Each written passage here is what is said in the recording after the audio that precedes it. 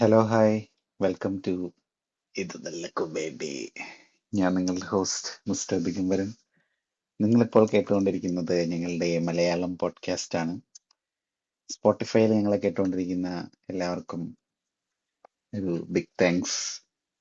ഞങ്ങളിപ്പോൾ അവിടെ 1.2K അതോ 1.3K ഉള്ളൂ, എത്ര ടോട്ടൽ പ്ലേസ് ആയിട്ടുണ്ട്. അപ്പോൾ സപ്പോർട്ട് ചെയ്തതിന് എല്ലാവർക്കും നന്ദി. യൂട്യൂബിലെ ഞങ്ങളിപ്പോൾ 63 സബ്സ്ക്രൈബേഴ്സ് ആയിട്ടുണ്ട്. അപ്പോൾ അവിടെയും ഞങ്ങളുടെ പ്രമേഹം എപ്പിസോഡ് 1.1K അടിച്ചു. അപ്പോൾ അതിനും എല്ലാവർക്കും നന്ദി പറയുന്നു. ഇനി സബ്സ്ക്രൈബ് ചെയ്യാതെ കേട്ടുകൊണ്ടിരിക്കുന്നവരോട് ദയവ് ചെയ്ത് സബ്സ്ക്രൈബ് ചെയ്യണം എന്നാവശ്യപ്പെടുകയാണ്. പിന്നെ ഞങ്ങളുടെ ഇൻസ്റ്റാഗ്രാമിലും ഇപ്പോൾ പുതിയൊരു മാറ്റം കണ്ടു തുടങ്ങി. ഞങ്ങളൊരു പ്രമേഹത്തിന്റെ ഒരു ഷോർട്സ് അവിടെ ഇട്ടായിരുന്നു. അതിപ്പോ ഏതാണ്ട് 30K ഓളം ആയിട്ടുണ്ട്. പിന്നെ ഞങ്ങൾക്കൊരു സബ്സ്ക്രൈബേഴ്സും ഒരു 110 പേര് അഡീഷണൽ ആയിട്ട് പെട്ടെന്ന് ഫോളോവേഴ്സ് പെട്ടെന്ന് കയറിയിട്ടുണ്ട്. അപ്പൊ അതിങ്ങനെ കൂടിക്കൊണ്ടിരിക്കുകയാണ്. അപ്പൊ നമ്മുടെ ചാനലിൽ സബ്സ്ക്രൈബ് ചെയ്തിട്ടുള്ളവര് ഇൻസ്റ്റാഗ്രാം പേജ് ചെക്കൗട്ട് ചെയ്തിട്ടില്ലെങ്കിൽ അവിടെ ഒന്ന് കയറി ഞങ്ങളെ ഫോളോ ചെയ്യുക. അപ്പം ഇങ്ങനെയൊക്കെ ഓരോന്ന് വരുമ്പോഴാണ് നമുക്ക് വീണ്ടും ചെയ്യാനായിട്ടുള്ള ഒരു മോട്ടിവേഷൻ ഉണ്ടാകുന്നത്.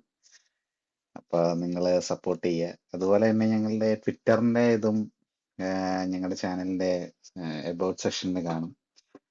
അവിടെയും കയറി ഫോളോ ചെയ്യുകയാണെങ്കിൽ അവിടെ എന്തെങ്കിലുമൊക്കെ ഇടാനായിട്ട് ഞങ്ങൾക്കൊരു പ്രചോദനമായിരിക്കും. അതിപ്പോ ഒരുമാതിരി ആളൊഴിഞ്ഞ് വഴിയമ്പലം പോലെ ഇങ്ങനെ കിടക്കുകയാണ്. അപ്പോ നിങ്ങൾ അവിടേക്ക് ഇത് ഫോളോ ചെയ്യുക. പിന്നെ ഒബിയസ്ലി ഞങ്ങളുടെ യൂട്യൂബ് ചാനലിൽ സപ്പോർട്ട് ചെയ്യുക, സബ്സ്ക്രൈബ് ചെയ്യുക, ലൈക്ക് ചെയ്യുക, ഷെയർ ചെയ്യുക, കമന്റ് ചെയ്യുക. അപ്പോൾ ആമുഖം എല്ലാം പറഞ്ഞു തീർത്ത സ്ഥിതിക്ക് പിന്നെ ഞങ്ങള് സ്പോട്ടിഫൈയിൽ മാത്രമല്ല ആമസോൺ മ്യൂസിക്കിലും ആപ്പിൾ മ്യൂസിക്കിലും ജിയോ സാവനിലും ഒക്കെ ഉണ്ട്. അപ്പം എവിടെ വേണേലും നിങ്ങൾക്ക് ഞങ്ങളെ കേൾക്കാം. പിന്നെ നിങ്ങളുടെ വിലയേറിയ അഭിപ്രായങ്ങളൊക്കെ കമന്റ് ആയിട്ടോ അല്ലെങ്കിൽ ഞങ്ങൾക്ക് ഇൻസ്റ്റാഗ്രാമിലെ ഡയറക്റ്റ് മെസ്സേജോ അല്ലെങ്കിൽ ഇമെയിലിൽ കോൺടാക്ട് ചെയ്യോ അങ്ങനെയൊക്കെ നിങ്ങളുടെ അഭിപ്രായങ്ങൾ പറയുക. ചാനലിൽ ഞങ്ങളുടെ കമ്മ്യൂണിറ്റി ടാബിൽ ഇടയ്ക്കിടയ്ക്ക് ഓരോന്നൊക്കെ ഇടാറുണ്ട്. അപ്പൊ അതൊക്കെ നോക്കുക. നിങ്ങളുടെ പോളിൽ വോട്ട് ചെയ്യോ അല്ലെങ്കിൽ എന്തെങ്കിലുമൊക്കെ ഫീഡ്ബാക്ക് തരുമോ, അങ്ങനെ എന്തെങ്കിലുമൊക്കെ. അപ്പൊ അതൊക്കെ ചെയ്ത് നിങ്ങളുടെ എൻഗേജ്മെന്റ് ഫാക്ടർ നിങ്ങൾ ഉറപ്പുവരുത്തുക. എന്റർടൈൻമെന്റ് ഫാക്ടറിന്റെ കാര്യം ഞങ്ങൾ ഏറ്റു. ഇപ്പൊ ഞങ്ങളുടെ ക്ലാസിക് സീരീസിലെ ലാലേട്ടന്റെ വീഡിയോ ഇപ്പൊ റീസെന്റ് ഇട്ടിട്ടുണ്ട് യൂട്യൂബില്. അപ്പൊ സ്പോട്ടിഫൈയിൽ അതിന് നല്ല വരവേൽപ്പാണ്. ഇപ്പൊ യൂട്യൂബില് ഞങ്ങളത് പ്രതീക്ഷിക്കുന്നു. നിങ്ങളെല്ലാവരും സപ്പോർട്ട് ചെയ്യുക. അപ്പൊ ഇന്ന് നമ്മൾ ചെയ്യാൻ പോകുന്നത് ഞങ്ങളുടെ മോസ്റ്റ് ഫേവറേറ്റ് ആയിട്ടുള്ള ഞങ്ങളുടെ എല്ലാമായ ദേവ്ജിയുടെ ഒരു പടമാണ്. ദേവ്ജി അഭിനയിച്ച പടമല്ല, ദേവ്ജി പ്രൊഡ്യൂസ് ചെയ്ത പടം വെള്ളം എന്ന് പറഞ്ഞ സിനിമയെ കുറിച്ചാണ് നമ്മൾ ഇന്ന് ചെയ്യാൻ പോകുന്നത്. അപ്പോൾ ഇന്ന് എന്റെ കൂടെ ഉള്ളത് മിസ് UDC കുമാരിയാണ്. Welcome to the show. Thank you for having me. കുറെ രാത്രി സമയം നാളായല്ലേ? ആയതുകൊണ്ടാന്ന് തോന്നുന്നു ഒരു ആരോഗ്യമില്ല തോലില്. കുറെ നാളായി നമ്മൾ ഒരുമിച്ചൊരു ഇത് ചെയ്തിട്ട്. ഐ എപ്പിസോഡ് മീൻ ചെയ്ത്. ബാക്കി ഇപ്പം ചെയ്തെല്ലാം ഒന്നെങ്കിൽ ചക്രവാണി ഉണ്ടോ അല്ലെങ്കിൽ ഇപ്പൊ ഡോക്ടർ സിൻസിന്റെ കൂടെ 2 എപ്പിസോഡ് ചെയ്തു. ഡോക്ടർ സിൻസിന്റെ കൂടെ ഉള്ള എപ്പിസോഡ്സ് എല്ലാം ഭയങ്കര എൻജോയബിൾ ആണ്. കേൾക്കാൻ ആഗ്രഹമുള്ളവർക്ക് ഞങ്ങൾ ഗ്രാജുവലി നമ്മൾ യൂട്യൂബിൽ ഇടുന്നതായിരിക്കും. അല്ലാത്തവർക്ക് പോയിട്ട് സ്പോട്ടിഫൈയിൽ കേൾക്കാം അല്ലേ. നമ്മള് അതിന്റെ യൂട്യൂബിൽ വരികയാണെങ്കിൽ നമ്മൾ ഇതിന്റെ ലിങ്ക് മോളിൽ കൂടെ എൻജോയ്മെന്റ് കൂടിയിട്ട് എന്താ സാർ കൂടുതൽ നന്നായി പോയെന്നുള്ളതുകൊണ്ട് ഇച്ചിരി കുറച്ചൊക്കെ ഒന്ന് എഡിറ്റ് ചെയ്യേണ്ട അവസ്ഥയാണ്. കാര്യം ഡോക്ടർ സിൻസ് ഇച്ചിരി അൺഫിൽട്ടേർഡ് ആയതുകൊണ്ട് നമ്മൾ അത് മറന്നു പോകും. പോഡ്കാസ്റ്റ് എന്നൊക്കെയുള്ള കാര്യമൊക്കെ മറന്നു പോയിട്ട്. അല്ലെങ്കിൽ തന്നെ ഇത് പോഡ്കാസ്റ്റ് പോലൊന്നും അല്ല നടക്കുന്നത്. പിന്നെ എന്തായാലും അതെ ഇത് പേരിനെ അന്വർത്ഥമാക്കുന്നത് പോലെ അദ്ദേഹം അങ്ങ് എന്താണ് അരങ്ങ് വാഴുകയാണ്. അതായിരിക്കും.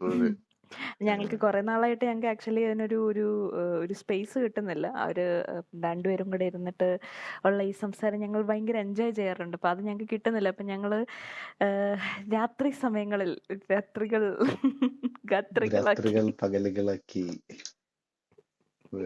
ഏകാന്തതയുടെ അതെ അതെ നിശബ്ദതയിൽ അതെ. നിന്നും ഞങ്ങൾ ഉണ്ടാക്കി വിടുന്ന പോഡ്കാസ്റ്റ് ചെയ്തിട്ട് കുറെ നാളായി. ഓ എനിക്ക് ആക്ച്വലി പട്ടാപ്പകലാണ്. ബട്ട് ദിഗംബരന് എന്ത് സമയമാണ്? സന്ധ്യയാണെന്ന് തോന്നുന്നല്ലേ? ഇപ്പൊ 9:30 ആ 9 വൈകിട്ട് 9. രാത്രി രാത്രി. രാത്രി. എനിക്ക് രാവിലെ 5 മണിയാണ്. സോ ടെക്നിക്കലി ഇവിടെ നേരം വെളുത്തിട്ടില്ലാത്തോണ്ട് ഞാൻ എന്നെ രാത്രിന്ന് വിളിച്ചു. രാത്രിയും അപ്പൊ പകലും അങ്ങനെയാണ്. ഇരുന്നാണ് നമ്മൾ പോഡ്കാസ്റ്റ് ചെയ്യുന്ന ഒരേ സമയത്ത്. അതാണ് യെസ് യെസ് യെസ് യെസ് കേൾക്കുന്നവർക്ക് യെസ്. ഇതൊന്നും അറിയില്ലല്ലോ എന്താ ചെയ്യും. അതെ അതെ. അതും എക്സ്ട്രീം ടെമ്പറേച്ചേഴ്സും ആണ് ഇപ്പൊ ഇവിടെ അല്ലേ? നിങ്ങൾക്ക് എത്രയാണ് ടെമ്പറേച്ചർ? എനിക്ക് ഇപ്പം എന്തോ 16 ഡിഗ്രി ആവുന്നുണ്ട്. അതെ. അപ്പൊ അവിടെ നമുക്കൊരു തണുപ്പെന്ന് പറയുന്ന അവസ്ഥ. കാനഡയിലെ തണുപ്പല്ല, പക്ഷെ സാധാരണ മനുഷ്യന്മാർക്ക്, ഇന്ത്യയിലെ മനുഷ്യന്മാർക്ക് 16 എന്ന് പറയുന്നത് തണുപ്പാണ്. അതുപോലെ എനിക്കിവിടെ 41-45 ഡിഗ്രിയാണ്. ഇവിടെ ഉടുക്കത്തെ ചൂടാണ്. അപ്പൊ അല്ല, രണ്ട് ഡിഫറെന്റ് ക്ലൈമറ്റുകളിലുമാണ് ഇരിക്കുന്നത് ഞങ്ങള്. എന്റെ മുറി അതിന് എന്താ പറയുന്നേ, ആ ഒരു കുറവ് നികത്തുന്നുണ്ട്. ഒരുമാതിരി ഓവന്റെ അകത്ത് കയറിയിരിക്കുന്ന പോലെ ഗ്രീൻ പുഴുകിയെടുക്കുന്ന ഹൗസ് ഒരു എഫക്റ്റ് ആണോ? എന്താന്ന് അറിഞ്ഞൂടാ. ഞാൻ ഭയങ്കര ഹോട്ടാണ്. എന്ത് ചെയ്യാൻ. വേണ്ട നമുക്ക് ഡോക്ടർ സിൻസിന്റെ ആ ഒരു ഇതിലേക്ക് പോകണ്ട. നമുക്കിന്ന് ആക്ച്വലി ഉണ്ടല്ലോ, ഞങ്ങള് കുറെ നാളായിട്ട് ഇങ്ങനെ ഉണ്ടായിരുന്നു ഈ ദേവ്ജിയുടെ ഒരു എപ്പിസോഡ് ചെയ്യണമെന്ന്. കാരണം ഞങ്ങള് ദേവ്ജീനെ ഭയങ്കരമായിട്ട് ആരാധിക്കുന്ന 2 വ്യക്തികളാണ്. ദേവ്ജിയാണ് ഞങ്ങളുടെ ദേവ്ജി, സബ്സ്ക്രൈബേഴ്സിനെ റിയാസിക്ക.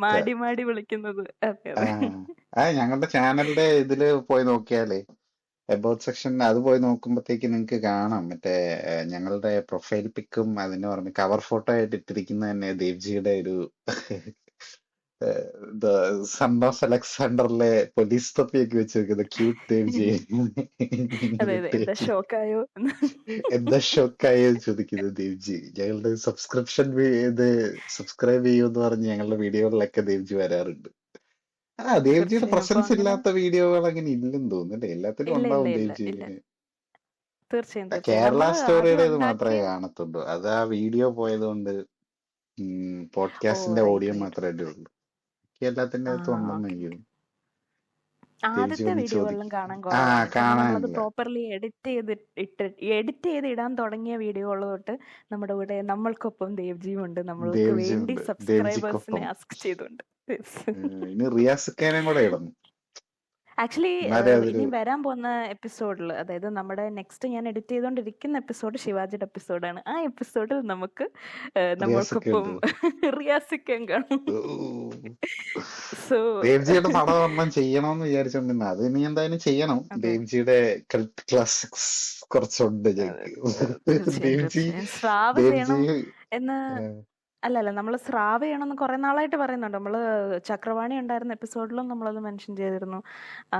എനിക്കൊന്ന് ഡോക്ടർ സിൻസ് ഉണ്ടായിരുന്ന എപ്പിസോഡിലും നമ്മളത് പറഞ്ഞായിരുന്നു ഉണ്ട്. തോന്നുന്നു. അത് കാര്യം കൂതറയുടെ നമ്മൾ ചെയ്തപ്പം ഞാൻ അവനോട് പറഞ്ഞാണ് കൂതറ ചെയ്യണം നമുക്ക്. അതിന് അല്ല, അവനോട് സിനിമ പറയാൻ പറഞ്ഞപ്പം സജഷൻ ആയിട്ട് ഞാൻ ദേവ്ജിയുടെ കുറെ പടങ്ങൾ പറഞ്ഞാണ്. ദേവ്ജി ഹൊറർ സിനിമാറ്റിക് യൂണിവേഴ്സിലെ കുറച്ച് പടങ്ങളൊക്കെ പറഞ്ഞാണ്. പക്ഷെ അവൻ കൂതറ ചെയ്യണമെന്നായിരുന്നു ആഗ്രഹം. നിഷേധിനിയല്ലേ ഉദ്ദേശിച്ചത്? അതോ ബ്രഹ്മയക്ഷസാണോ? സോറി, എല്ലാം ബ്രഹ്മരക്ഷസാണ്. പറഞ്ഞു. ദിശീദിനി, ബ്രഹ്മരക്ഷസ്, ഇന്ദ്രിയം, അങ്ങനെ ദേവ്ജി ഹൊറർ സിനിമാറ്റിക് കുറച്ചുണ്ട്. അപ്പൊ അത് അതെ അതെ അതെ അതെ. നല്ലതായതുകൊണ്ട് ഞങ്ങളത് എന്തെങ്കിലും വിസിറ്റ് ചെയ്യുന്നതായിരിക്കും. നിങ്ങൾക്കത് കാണണം എന്ന് ആഗ്രഹം ഉണ്ടെങ്കിൽ പ്ലീസ് കമന്റ് ബിലോ. ഞങ്ങൾ എന്താണെങ്കിലും അത് വിസിറ്റ് ചെയ്യുന്നതായിരിക്കും. നിങ്ങൾ ഇനി അതൊന്നും പറഞ്ഞില്ലെങ്കിലും, നിങ്ങൾ സാധാരണ എങ്ങനെയാണല്ലോ ഞങ്ങളെ ഒന്ന് ചെറുതായിട്ട് ഒന്ന് തട്ടിവിടാറാണല്ലോ പതിവ്. അപ്പം നിങ്ങൾ പറഞ്ഞില്ലെങ്കിലും ഞങ്ങൾ ചെയ്യുന്നതായിരിക്കും. പക്ഷെ പറഞ്ഞു കഴിഞ്ഞാൽ ഞങ്ങൾക്ക് ഭയങ്കര സന്തോഷമായിരിക്കും. സോ അപ്പോൾ അതും പറഞ്ഞുകൊണ്ട് ദേവ്ജിയുടെ ചെയ്യണം എന്നപ്പോൾ കുറെ നാളായിട്ട് വിചാരിച്ചുകൊണ്ടിരിക്കുകയാണ്. അപ്പം അങ്ങനെ ഇരിക്കുമ്പോഴാണ് ദിഗംബരൻ ഒരു ദിവസം എന്നോട് ഇങ്ങനെ പറയുന്നത്, നമ്മുടെ ഒരു കൾട്ട് ക്ലാസിക് അല്ലാത്ത ദേവ്ജിയുടെ ഒരു സീരിയസ് ടോണിലുള്ള ദേവ്ജി ഇൻവോൾവ് ആയിട്ടുള്ള ഒരു പടമുണ്ട്. ദേവ്ജിയുടെ പടമല്ല, ദേവ്ജി അഭിനയിച്ച പടമല്ല എന്ന് പറഞ്ഞ് എന്നോട് ഒരു ദിവസം ഇങ്ങനെ മെൻഷൻ ചെയ്തു. എന്നിട്ട് എന്നോട് പറഞ്ഞു പ്രൊഡ്യൂസറാണ്. അപ്പം ഞാൻ പറഞ്ഞു ദേവ്ജിയുടെ മുഖമില്ലാത്ത പടമൊന്നും എന്നെ കൊണ്ട് വയ്യ മോനെ, ഞാനില്ലെന്ന് പറഞ്ഞു. ബട്ട് കാണാനിരുന്നപ്പോൾ എനിക്ക് എന്താണ് പറയുന്നത്, എനിക്ക് അദ്ദേഹത്തിനോടൊരു നെക്സ്റ്റ് ലെവൽ അല്ലെങ്കിൽ ഇതുവരെ ഇല്ലാത്ത എന്തോ ഒരു ബഹുമാനം എനിക്ക് അദ്ദേഹത്തിനോട് തോന്നി. കാരണം it is N extraordinary film അല്ലേ. നമ്മൾ അന്നത്തെ കാലത്ത് ഇപ്പം ഞാൻ 2018 തിയേറ്ററിൽ പോയി കണ്ട ഒരു ഫിലിമാണ്. 2018 കാര്യം ഞാൻ പറയാൻ ഉള്ള റാൻഡംലി അത് പറഞ്ഞുകൊണ്ട് ഞാൻ പറയാണ്. വെള്ളം എന്ന് പറയുന്ന സിനിമ നമ്മുടെ പ്രോബബ്ലി നമ്മുടെ 99-ലെ ഫ്ലഡിനെ ബേസ് ചെയ്തിട്ടുള്ളതായിരിക്കും. പ്രോബബ്ലി എന്ന് പറയുന്നത് നമുക്ക് അതിന് മുമ്പേ ഒരു ഫ്ലഡ് ഉണ്ടായിരുന്നു, അതുകൊണ്ടാണ് പറയുന്നത്. നമുക്കത് അങ്ങോട്ട് പോകുമ്പോഴത്തേനും ഡീറ്റെയിൽ ആയിട്ട് പറയാം. ബട്ട് ഒരു ഫ്ലഡിനെ ബേസ് ചെയ്തിട്ടുള്ള ഒരു കഥയാണ്. അപ്പോൾ അത് കാരണമാണ് ഞാൻ 2018 പറഞ്ഞത്. 2018 തിയേറ്ററിൽ പോയി കണ്ട ഒരാളാണ്. പക്ഷെ തിയേറ്റർ എക്സ്പീരിയൻസ് ഉണ്ടായിട്ട് പോലും എനിക്ക് വെള്ളം അതിലും എഫക്റ്റീവായിട്ട് തോന്നി. അപ്പോൾ എനിക്കത് ഭയങ്കരമായിട്ട് ഇഷ്ടപ്പെട്ടു. അതൊരു നഷ്ടക്കച്ചവടമായി പോയത്. ഞാൻ കണ്ടില്ല, ഞാൻ ദിഗംബരനെ അങ്ങ് കിക്ക് ചെയ്ത് വിട്ടിട്ട് പുറംകാല് കൊണ്ട് തട്ടി വിട്ടിരുന്നെങ്കിൽ അതൊരു ഭയങ്കര നഷ്ടമായി പോയേനെന്ന് ഞാനിവിടെ പറയുകയാണ്. സോ ഞാന് ദിഗംബരൻ പറയൂ. 2018 കണ്ടില്ല. ഞാന് 2018 ജീവിച്ചത് കൊണ്ട് അതുകൊണ്ട് എനിക്ക് കാണാനായിട്ട് തോന്നിയില്ല. ഒരു വെള്ളത്തിന്റെ നടുക്കായിരുന്നു, 2 വെള്ളപ്പൊക്കം വന്നു. കേരളം കണ്ട ഏറ്റവും വലിയ വെള്ളപ്പൊക്കം കഴിഞ്ഞ് ഞങ്ങളുടെ ലോക്കൽ ഏരിയയിൽ മാത്രമായിട്ട് അതേപോലെ തന്നെ വീണ്ടും ഒരു എഫക്റ്റിൽ വന്നായിരുന്നു.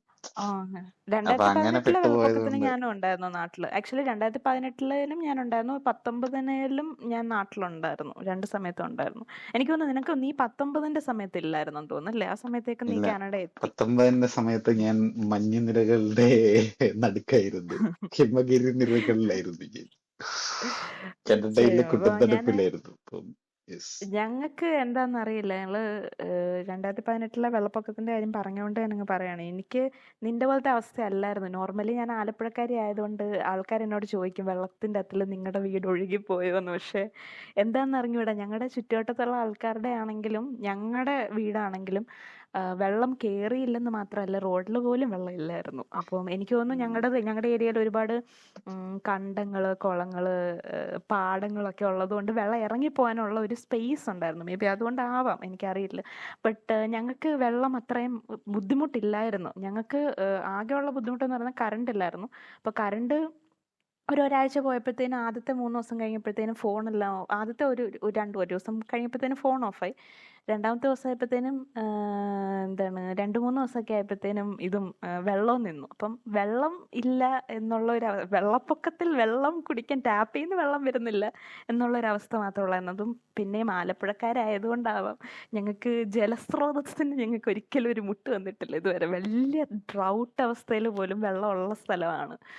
അപ്പോൾ അതുകൊണ്ട് പക്ഷേ ഞങ്ങൾക്ക് കിണറ്റിൽ നിന്ന് വെള്ളം കോരണ്ട വന്നു എന്നുള്ളൊരു ബുദ്ധിമുട്ടൊഴികെ ഞങ്ങൾക്ക് വലിയ വെള്ളപ്പൊക്കത്തിൻ്റെ അവസ്ഥ ഇല്ലായിരുന്നു സത്യം പറഞ്ഞാൽ. ഇത് പക്ഷെ പക്ഷെ കോട്ടയംകാർക്ക് ഞാൻ വിചാരിച്ചു കോട്ടയംകാർക്ക് ഇതിൽ നിന്ന് കുറച്ചൊക്കെ രക്ഷ കാണുന്നു. കാരണം നിങ്ങൾ കുറച്ചൊരു ഹില്ലി ഏരിയ ആണല്ലോ. ഇപ്പം അല്ല, നമ്മൾ പഠിച്ച അത് ഗിരിദീപം അത് ആണെങ്കിലും കാര്യം. ഗിരിയാണല്ലോ. പറഞ്ഞു. പക്ഷെ എന്താന്നറിയോ, അത് ഈ മറ്റേ ഉരുളൊക്കെ പൊട്ടിയിട്ടേ, പാലാ സൈഡിൽ നിന്നൊക്കെ ഉരുള് ആ, പൊട്ടിയ വെള്ളം കൂടെ വന്നിട്ടേ എന്റെ വീട് കിടന്ന സ്ഥലത്തില് 4 സൈഡിലും ഇതുപോലെ പണ്ടൊക്കെ വെള്ളം ഒഴുകി പോകാനുള്ള സെറ്റപ്പ് ഉണ്ടായിരുന്നു. അത് മീനച്ചിലാറൊക്കെ അടുത്ത് തന്നെ ഉണ്ട്. അപ്പൊ മീനച്ചിലാറ് കവിഞ്ഞ ഒരു സൈഡിൽ കൂടെ വെള്ളം വന്നു, ഉരുള് പൊട്ടിയിട്ട് വേറൊരു സൈഡിൽ കൂടെ, പിന്നെ ആ, പാടം അതും ഇതെല്ലാം നിറഞ്ഞ് നാല് പാടും വെള്ളമായിരുന്നു. അത് മാത്രല്ല, വീടിന്റെ അകത്ത് ഒരു മുക്കാ ഭാഗം ഏതാണ്ടോ വെള്ളം കേറി. അപ്പം ഞങ്ങളുടെ തൊട്ട് ഓപ്പോസിറ്റ് നിന്നവരുടെ വീടൊക്കെ മുങ്ങി. അവരിത്തിരി താഴ്ചയല്ല, ഞങ്ങളുടെ വീട് ഇച്ചിരി ഒരു ഹൈറ്റ് ഉണ്ട്. പക്ഷെ അതുകൊണ്ട് സാധാരണ വെള്ളമൊക്കെ പൊങ്ങുമ്പോ മുറ്റം വരെയൊക്കെ വരാറുണ്ട്. മറ്റവരുടെ വീട് മരമൊക്കെ ഏതാണ്ട് വീണായിരുന്നു. നിങ്ങൾ റബ്ബറിന് ഇടയ്ക്കാണല്ലോ കിടക്കുന്നത്, തന്നെ ഞാൻ ചോദിച്ചത്. മരങ്ങൾ ആ വീഴുക അങ്ങനത്തെ ഇ- വലിയ ഇല്ല വെള്ളപ്പൊക്കമാണോ? അങ്ങനെ പെരയുടെ മണ്ടയിലോട്ട് വീഴുക അങ്ങനെയൊന്നും ഉണ്ടായില്ല. പക്ഷെ അവിടെയൊക്കെ ഒരുപാട് വീടുകളൊക്കെ കുറെ പേർക്ക് നാശനഷ്ടമൊക്കെ ഉണ്ടായി. വീടൊക്കെ ഒലിച്ചു പോയവരുണ്ട്. ചിലരുടെയൊക്കെ ഞങ്ങളുടെ തൊട്ടു വാതിക്കെ കിടന്നവരുടെ വീട് ഏതാണ്ട് മുങ്ങിയ അവസ്ഥയിലായിരുന്നു. ഞങ്ങളുടേത് തന്നെ അകത്ത് മുക്കാ ഭാഗം കയറി. അപ്പം ഞാൻ ഓർക്കുന്നുണ്ട്, വെളുപ്പിനെ 3 മണിയായപ്പോഴത്തേക്ക് അമ്മ എന്നെ വിളിച്ചെഴുന്നേൽപ്പിച്ചു. അപ്പൊ ഞാന് കട്ടിലേന്ന് കാല് വെക്കുന്നത് വെള്ളത്തിലോട്ടാണ്. അപ്പൊ അന്ന് ഉടനെ തന്നെ എടുത്ത് വീടിന്റെ മറ്റേ ഈ ഫർണിച്ചർ അങ്ങനത്തെ സാധനങ്ങളും ഇതെല്ലാം പറ്റാവുന്ന എല്ലാം കയറ്റി പൊക്കത്ത് വെക്കുകയും അങ്ങനത്തെ പരിപാടികളൊക്കെ ചെയ്ത് ഒരു 6 മണി 7 മണി വരെ അതായിരുന്നു പരിപാടി. അത് കഴിഞ്ഞിട്ട് പിന്നെ രാവിലെ അമ്മ ഒരു ചായം തിളപ്പിച്ച് വെള്ളത്തിൽ കാലൊക്കെ ഇട്ട് ചായയും കുടിച്ചിട്ട് രാവിലെ ഇറങ്ങി. അവിടെ നിന്ന് ഇറങ്ങിയിട്ട് എങ്ങോട്ടും ഇറങ്ങാനില്ല. കാര്യം മുറ്റത്തൂടെ ഇറങ്ങി റോഡിലോട്ട് ഇറങ്ങുവാണെങ്കിൽ തല മുങ്ങിപ്പോകുന്ന അവസ്ഥയിൽ എനിക്കൊരു ഒരു ഏകദേശം ഒരു 6 അടി അടുത്ത് പൊക്കമുണ്ട്. ഒരു 5, 7 അത്രയും ഉണ്ട് എനിക്ക് ഹൈറ്റ്. പക്ഷെ എന്നിട്ട് ഞാൻ മുങ്ങിപ്പോകുന്ന രീതിയിലുള്ള വെള്ളമാണ് അവിടെ റോഡിലോട്ട് ഇറങ്ങി കഴിഞ്ഞു. അപ്പൊ പിന്നെ അമ്മേനെയും കൂട്ടി ഞാന് സൈഡിൽ കൂടെ ഞങ്ങളുടെ ഒരു റബ്ബർ തോട്ടം ഉണ്ട്, അതിന് കേറി. ഒരു അമ്മച്ചിയുടെ പറമ്പാണിത്. അമ്മച്ചിയുടെ മക്കളൊക്കെ വിദേശത്താണ്. അപ്പൊ അമ്മച്ചിയുടെ പറമ്പിലൂടെ കടന്ന് അവിടെ ഇങ്ങനെ കുഴിയുണ്ടോന്ന് അറിയാനായിട്ടൊരു ഒരു നീളൻ പത്തലൊക്കെ എടുത്ത് കുത്തി നോക്കി. ഒരു കയ്യില് അമ്മേനെ പിടിച്ചിട്ടുണ്ട്, മറ്റേ കയ്യില് സർട്ടിഫിക്കറ്റ് എല്ലാം കൂടെ ഒരു ഫയലിന്റെ അകത്താക്കി അതും തലയിൽ വെച്ചിട്ട് ഇങ്ങനെ മറ്റേ നരൻ സിനിമയിലെ BGM ഒക്കെ ഓർത്ത് നീന്തി. അങ്ങനെയാണ് ഞങ്ങൾ അപ്പൊ അയലൊക്കത്ത് തന്നെയുള്ള ഒരു വീട്ടിലോട്ടാ പോയെ. അവിടെ പുള്ളിയുടെ വീട്ടിലോട്ട് അങ്ങനെ വെള്ളം കേറിയില്ല. പുള്ളിയുടെ വീട്ടിലോട്ട് കയറുന്ന ഇതിലല്ല, പുള്ളി ഇത്തിരി തിട്ടയിലായിരിക്കുന്നത്. അപ്പൊ അങ്ങനെ അവിടെ ആയിരുന്നു കുറെ നാൾ. അത് കഴിഞ്ഞിട്ട് ഞാനിപ്പോഴും പിന്നെ ഓർക്കുന്ന ആ പറയും, കണ്ടിന്യൂ, ഞാൻ അത് കഴിഞ്ഞിട്ട് പറയാം. അപ്പൊ അങ്ങനെ അവിടെ ആയിരുന്നു കുറെ നാള്. പിന്നെ എനിക്ക് തോന്നുന്നത് ആ വെള്ളപ്പൊക്കത്തിന്റെ സമയത്താണോ രണ്ടാമത്തെ സമയത്താണോ അറിയില്ല, നമ്മുടെ HOD എന്നെ വിളിച്ചായിരുന്നു. റാങ്ക് കിട്ടിയതിന്റെ ഇതിന് വാങ്ങിക്കാനായിട്ട് അത് ആ വരാൻ സമയത്ത് പറഞ്ഞു. എന്നാ ശരി, നമുക്ക് രണ്ടുപേർക്കും പോകാൻ പറ്റാത്തൊരു ആ മാനസികാവസ്ഥയല്ലായിരുന്നു അത്. എനിക്ക് ആ, കോട്ടയം വരെ വരണം, അതിന്റെ ഒരു ബുദ്ധിമുട്ടുണ്ട്. ട്രാവല് മറ്റേ ബസ്സും കാര്യങ്ങളും ഒക്കെ ഇച്ചിരി ബുദ്ധിമുട്ടായിരുന്നു ആ സമയത്ത്. അപ്പൊ അതുകൊണ്ട് ഞാൻ പോയില്ല. ഞാൻ അടുത്ത് തന്നെയാണ്, പക്ഷെ വെള്ളത്തിന്റെ നടുക്കാണല്ലോ കിടക്കുന്നത്, എങ്ങും പോവാൻ പറ്റത്തില്ലല്ലോ. ആൾക്കാരൊക്കെ ഈ മറ്റേ വാഴപ്പിണ്ടി കൊണ്ട് ചങ്ങാടം ഉണ്ടാക്കുകയും മറ്റേ വട്ടച്ചേമ്പിന്റെ അകത്ത് കിടന്ന് പിള്ളേരൊക്കെ പോവുകയും ചെയ്യുന്ന പരിപാടിയിലാണ്. അപ്പൊ ഞാൻ എങ്ങനെയാണ് നീന്തി പിടിച്ച് അങ്ങോട്ട് പോകുന്നത്? അതുകൊണ്ട് അതെനിക്ക് മിസ്സായി. പിന്നെ ഇപ്പം എനിക്ക് പക്ഷെ പിന്നെ എന്തായിരുന്നു. അതിനേക്കാളും കൂടുതൽ സങ്കടം എന്താന്ന് വെച്ച് കഴിഞ്ഞാൽ, എനിക്ക് ഞങ്ങളുടെ അവിടെ അയൽവക്കത്ത് നിന്ന് നോക്കുമ്പോ വീട് കാണാം. അപ്പൊ വീട് കാണുമ്പോഴത്തേക്ക് നമ്മൾ നോക്കുമ്പോ നമ്മുടെ വീട് പകുതി മുക്കാലും ഏതാണ്ട് മുങ്ങിയിരിക്കുന്നു, ചുറ്റും വെള്ളം. അപ്പൊ ഈ വെള്ളം ഇറങ്ങുമ്പോ വീട് ബാക്കി ഉണ്ടാവുമോ, അതോ അതിന് ഒലിച്ചു പോവോ? കാര്യം എന്തൊക്കെ പറഞ്ഞാലും നമ്മൾ കുറെ നാളുകൾക്ക് കൂടി കിട്ടുന്ന നമ്മുടെ സ്വന്തം വീടാണല്ലോ. അപ്പൊ അതെ അതെ അത് പോകുമ്പോഴത്തേക്ക് നമുക്കൊരു അറ്റാച്ച്മെന്റ് ഉണ്ടല്ലോ അതിനോട്. അതിങ്ങനെ പോകുമ്പം തീർച്ചയായും. ഇങ്ങനെ കാര്യം പലരുടെയും വീടുകളൊക്കെ ഇങ്ങനെ ഒലിച്ചു പോയി അങ്ങനെ പോയി എന്നൊക്കെ നമുക്ക് കേൾക്കാം, ന്യൂസുകൾ ഇങ്ങനെ കേൾക്കാം. ഉം, ഉം. അപ്പൊ അങ്ങനെയൊക്കെ കേൾക്കുമ്പോഴത്തേക്കും നമുക്കറിയില്ല നമ്മുടെ വീടും പോവോ, നമ്മള് ബാക്കി ഇത് ഉണ്ടാവോ, പറയുമ്പോഴാണ് അത് അതെ, ഇത് അറിയത്തില്ലല്ലോ. പറയുമ്പോൾ ഞാൻ വേറൊരു കാര്യം ആലോചിച്ചത്. ഇവിടെ ഞങ്ങളുടെ പേരൻസ് ഗൾഫിലായിരുന്നു ആ സമയത്ത്. അപ്പം ഞാനും എൻ്റെ അനിയനും ഞങ്ങളുടെ അമ്മച്ചിയാണ് ഞങ്ങളുടെ വീട്ടിലുണ്ടായിരുന്നത്, അപ്പൻ്റെ അമ്മയാണ് വീട്ടിലുണ്ടായിരുന്നത്. അപ്പോൾ ഞങ്ങളുടെ അടുത്തടുത്ത് തന്നെ അപ്പുറമൊക്കെ തന്നെ അപ്പൻ്റെ സഹോദരങ്ങളും കാര്യങ്ങളും ഒക്കെ ഉണ്ട്, കസിൻസ് ഒക്കെ ഉണ്ട്. ഞങ്ങൾ അങ്ങോട്ടും ഇങ്ങോട്ടും പോയി. ഞാൻ പറഞ്ഞില്ലേ, ഞങ്ങളുടെ വീട്ടിലൊന്നും വെള്ളം കയറിയില്ല. അപ്പോൾ ഞങ്ങളൊക്കെ അവിടെ അങ്ങോട്ടും ഇങ്ങോട്ടും പോയിട്ട് ഞങ്ങൾക്കത് ഭയങ്കര ഫ്രീ ടൈം ആയിരുന്നു. കാരണം കഴിഞ്ഞ 2-3 ആഴ്ച നമുക്ക് ഒന്നും ചെയ്യാനില്ല. ആദ്യമായിട്ടാണ് എന്താണ് ഫോണില്ലാതെ ഒരവസ്ഥ വരുന്നത്. എനിക്ക് എൻ്റെ ടെൻഷൻ എന്ന് പറയുന്നത്, വെള്ളം കയറിയാൽ എനിക്കൊരു കുഞ്ഞ് ലൈബ്രറി ഉണ്ട്. ലൈബ്രറി എന്ന് പറയാവുന്ന അവസ്ഥയിലുള്ള ഒരു സാധനമുണ്ട്. ഒരു 10,000 ബുക്കിനടുപ്പിച്ചുള്ള ഒരു ചെറിയ കളക്ഷൻ ഉണ്ട് എനിക്ക്. അപ്പം എൻ്റെ ടെൻഷൻ അതായിരുന്നു, വെള്ളം കയറിയ എൻ്റെ പുസ്തകങ്ങൾ എന്ത് ചെയ്യും, ഞാനത് എന്ത് ചെയ്യും എന്നുള്ളതായിരുന്നു എൻ്റെ സങ്കടം. അപ്പോൾ അങ്ങനെ ഇരിക്കുന്ന സമയത്ത് എനിക്ക് വലിയ കുഴപ്പമില്ലായിരുന്നു. എനിക്ക് ടൈം പാസ് ഉണ്ടായിരുന്നു. കാരണം അതാണല്ലോ നമ്മുടെ ഒരു ഒക്യുപ്പേഷണൽ ഹസാർഡ് എന്നുള്ള രീതിയിൽ ബുക്കുകൾ വായിക്കുക എന്നുള്ളത് നമ്മുടെ ഒരു ഇതാണല്ലോ. ബട്ട് ബാക്കി അവർക്കെല്ലാവർക്കും നല്ല ബോറിംഗ് ആയിരുന്നു, പിള്ളേർക്കെല്ലാവർക്കും. കാരണം ഫോണില്ലാതെ ആദ്യമായിട്ടാണ് അവർ ആ ഒരു സമയത്ത് ഇരിക്കുന്നത്. ഫോണില്ല, മീഡിയ ഇല്ല, ഒരു ടൈപ്പിലുള്ള മീഡിയ ഇല്ല. അപ്പം ഞാൻ ഓർക്കുന്നുണ്ട്, എൻ്റെ പേരൻസ് ഇവിടെയാണല്ലോ, അപ്പം അവർക്ക് ഞങ്ങളെ കോൺടാക്ട് ചെയ്യാൻ ഒരു വഴിയില്ല. ലാൻഡ് ഫോണും കാര്യങ്ങളൊക്കെ ആദ്യമേ അടിച്ചുപോയി. ഫോൺ ഞാൻ പറഞ്ഞില്ലേ, രണ്ടാമത്തെ ദിവസമായപ്പോൾ ഫോൺ പോയി. ഞങ്ങൾക്ക് ന്യൂസ് കാണാൻ പറ്റുന്നില്ല, ഞങ്ങൾക്ക് അവരെ വിളിക്കാൻ പറ്റുന്നില്ല.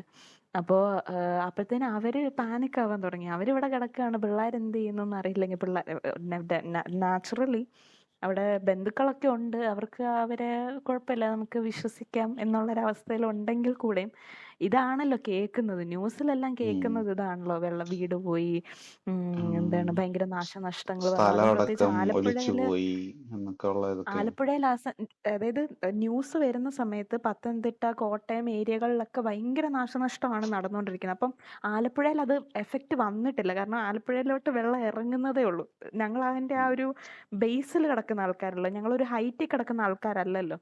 അപ്പം ആലപ്പുഴയിലേക്ക് വരുന്നതേ ഉള്ളൂ. എന്ന് പറഞ്ഞാൽ നാച്ചുറലി നടക്കുന്നുണ്ട്, ബട്ട് ആ ഒരു നാശനഷ്ടത്തിൻ്റെ എഫക്റ്റ് വരുന്നതേ ഉള്ളൂ. അപ്പോൾ ആ സമയത്തേക്കും അമ്മയൊക്കെ പാനിക് ആവാൻ തുടങ്ങുകയും അങ്ങനെ അവർക്ക് ടെൻഷൻ ഉണ്ടായിരുന്ന സമയമാണ്. അതും വേറൊരു കാര്യമുണ്ട് ഇതിനിടയ്ക്ക്. ഈ സമയത്ത് ഈ വെള്ളപ്പൊക്കത്തിൻ്റെ അതായത് വെള്ളപ്പൊക്കം വന്നു, ഫ്ലൈറ്റുകൾ നിർത്താൻ പോവുകയാണെന്ന് അനൗൺസ് ചെയ്തതിൻ്റെ തലേദിവസമാണ് എൻ്റെ അമ്മ കയറി ഖത്തറിലേക്ക് തിരിച്ചു വരുന്നത്. അതുവരെ അമ്മ നാട്ടിലുണ്ടായിരുന്നു. അപ്പോൾ അമ്മ ഇങ്ങനെ, ഞാനിപ്പോഴും ഓർക്കുന്നുണ്ട്, വെള്ളപ്പൊക്കമൊക്കെ നിന്നിട്ട് ഞങ്ങളെ വിളിക്കുന്ന സമയത്ത് അമ്മ പറയുന്നത്, എൻ്റെ ദൈവമേ, ഞാൻ പ്രാർത്ഥിക്കായിരുന്നു, എൻ്റെ എനിക്ക് തിരിച്ചു വരാൻ പറ്റിയില്ലായിരുന്നെങ്കിൽ എന്ന് ഞാൻ ആഗ്രഹിക്കുമായിരുന്നു, ഞാൻ അവിടെ നാട്ടിൽ നിങ്ങളുടെ കൂടെ ഉണ്ടായിരുന്നെങ്കിൽ എന്ന് ഞാൻ ആഗ്രഹിക്കുമായിരുന്നു. അതും അമ്മയുടെ ഫ്ലൈറ്റിന് ഭയങ്കര ടർബുലൻസ് ഉണ്ടായിരുന്നു. അപ്പം അമ്മ കയറിയ ഫ്ലൈറ്റിൽ അമ്മയ്ക്ക് വിൻഡ് അടിക്കുന്നത് അറിയാൻ പറ്റും. അതും അത്യാവശ്യം കുഴപ്പമില്ലാത്ത, നമ്മൾ ഖത്തർ എയർവേസ് ഒക്കെ വഴി വരുമ്പോഴത്തേനും നമുക്ക് അങ്ങനെ ടർബുലൻസ് കാര്യങ്ങൾ അത്ര അറിയത്തില്ല, കുറച്ചൊരു സ്റ്റേഡി ഫ്ലൈറ്റ് ആണത്. അപ്പം അമ്മ പറയാം, അതിനകത്ത് കയറി ഇരുന്നിട്ട് തന്നെ ഭയങ്കരമായിട്ടുള്ള കാറ്റും മഴയൊക്കെ വരുമ്പോഴത്തേനും ഉള്ള ഒരു ബുദ്ധിമുട്ടുണ്ടല്ലോ, അത് കഴിഞ്ഞിട്ടാണ് നമ്മൾ ഇവിടെ വന്നിരുന്നിട്ട് ഒന്നും അറിയാതെ, ന്യൂസ് ഒന്നും അറിയാതെ, നാട്ടിലെ പിള്ളേരെന്തായി, വീടെന്തായി, കാര്യങ്ങൾ എന്തായെന്ന് അറിയാത്ത ഒരു വൃത്തികെട്ട അവസ്ഥയിലേക്ക് മാറുന്നത്. അത് നമ്മൾ വെള്ളപ്പൊക്കത്തിനകത്ത് കിടക്കുന്നവരെക്കാളും കൂടുതൽ ഇവിടെ ന്യൂസ് കണ്ടുകൊണ്ട് എല്ലാം അറിഞ്ഞുകൊണ്ട് നമ്മൾ അറിയുന്നില്ല. ഞങ്ങൾ അതിനകത്ത് കിടന്ന് ഞങ്ങൾ ചീട്ടും കളിച്ച്, ഞങ്ങൾ ബുക്കും വായിച്ച്, അല്ലെങ്കിൽ അവിടെ കിടന്ന് പിള്ളേരുടെ കൂടെ സാറ്റും കളിച്ച് ഞങ്ങൾ അവിടെ കിടക്കാണ്. നമുക്ക് ന്യൂസ് ഒന്നും അറിയുന്നില്ലല്ലോ, അല്ലെങ്കിൽ നമ്മുടെ ചുറ്റിനും എന്താ നടക്കുന്നതെന്ന് അറിയുന്നില്ല. ക്യാമ്പുകൾ വന്നു തുടങ്ങിയപ്പോഴാണ് നമ്മൾ ഇറങ്ങിയിട്ട് ആൾക്കാരെ ഹെൽപ്പ് ചെയ്യാൻ തുടങ്ങിയത്. പക്ഷെ ഞങ്ങൾക്കൊരു വാക്കിംഗ് ഡിസ്റ്റൻസിലുള്ള ക്യാമ്പ് അല്ലായിരുന്നു. കാരണം അത്രയും ഏരിയയിൽ നമുക്ക് വലിയ നാശനഷ്ടങ്ങളില്ലായിരുന്നു. ഞങ്ങളുടെ അമ്പലത്തിലൊരു ചെറിയ ക്യാമ്പ് ഉണ്ടായിരുന്നു. ബട്ട് അതിന് മാത്രമുള്ള വെള്ളം കയറിയ വീടുകൾ കുറവായിരുന്നു ഞങ്ങൾക്ക്. അപ്പോൾ ആ സമയത്താണ് നമ്മൾ വെളിയിലോട്ട് ഇറങ്ങി അതിൻ്റെ ഒരു എക്സ്റ്റെൻറ്റ് അറിയുകയൊക്കെ ചെയ്തത്. അപ്പം ഞാനതിപ്പോൾ ഓർക്കായിരുന്നു. ശരിയാണ്, നമ്മൾ വെള്ളപ്പൊക്കത്തിനകത്ത് കിടക്കുന്നവരെക്കാളും കൂടുതൽ വെളിയിലിരുന്ന് ന്യൂസ് കേൾക്കുന്നവർക്ക് ഭയങ്കര ബുദ്ധിമുട്ടായിരിക്കും കേട്ടോണ്ടിരിക്കാനേ. അത് ഞാനിപ്പോൾ നീ ഇപ്പോൾ പറഞ്ഞു ഈ കാര്യം പറഞ്ഞപ്പോൾ ഞാൻ പെട്ടെന്ന് ഓർത്തു, ഞങ്ങൾ ആ ഒരു എക്സ്റ്റെൻറ്റ് അറിഞ്ഞിട്ടില്ല എന്നുള്ള കാര്യം. പിന്നെ അതുപോലെ തന്നെ വേറൊരു കാര്യം, നമ്മുടെ കോളേജിലെ ഈ സമയമൊക്കെ ആയപ്പോഴത്തേനും, അതായത് ഈ 2018 വെള്ളപ്പൊക്കത്തിന്റെ സമയത്ത് ഞാനിപ്പോഴും ഓർക്കുന്നുണ്ട്. ആ സമയത്തേക്ക് ഞങ്ങളുടെ ക്ലാസ്സസ് എല്ലാം കഴിഞ്ഞു, ഞങ്ങൾ ഒന്ന് പിരിഞ്ഞ്, ഞാനും ദിഗംബരനും തമ്മിൽ കോണ്ടാക്ട് ഉണ്ട്. ഞങ്ങൾക്ക് ഞങ്ങളൊരു ചെറിയ വർക്ക് പാർട്ട്നേഴ്സും കൂടെ ആയതുകൊണ്ട് ഞങ്ങൾ തമ്മിൽ ഒരു കോണ്ടാക്ട് ഉണ്ടായിരുന്നു. ബട്ട് ബാക്കിയുള്ള നമ്മുടെ ചക്രവാണി ആണെങ്കിലും ഡോക്ടർ സിൻസ് ആണെങ്കിലും, ഇനിയിപ്പോൾ വരാൻ പോകുന്നത്, ഞങ്ങൾ 6 പേരുണ്ട്. അതിൽ ആരെങ്കിലുമൊക്കെ ഞങ്ങൾക്ക് കൊണ്ടുവരാൻ ആഗ്രഹമുണ്ട്. ആരെങ്കിലുമൊക്കെ വരുമ്പോഴത്തേനും അവരെ ഞങ്ങൾ പരിചയപ്പെടുത്തുന്നതായിരിക്കും. അപ്പോൾ അങ്ങനെ ഓരോരുത്തരായിട്ട് നമുക്ക് കോണ്ടാക്ട് എല്ലാം വിട്ടുപോയായിരുന്നല്ലോ. അപ്പോൾ ഞാനിപ്പോഴും ഓർക്കുന്നുണ്ട്, ചക്രവാണി എനിക്ക് മെയിൽ അയച്ചിട്ടാണ് എനിക്ക് മെയിൽ അയച്ചു, അയ്യോ ഓക്കെ ഫ്ലഡിൽ ഒലിച്ചു പോയോ എന്നും പറഞ്ഞുകൊണ്ട് ചക്രവാണി എനിക്ക് മെയിൽ അയക്കുന്നത് ഞാൻ ഓർക്കുന്നുണ്ട്.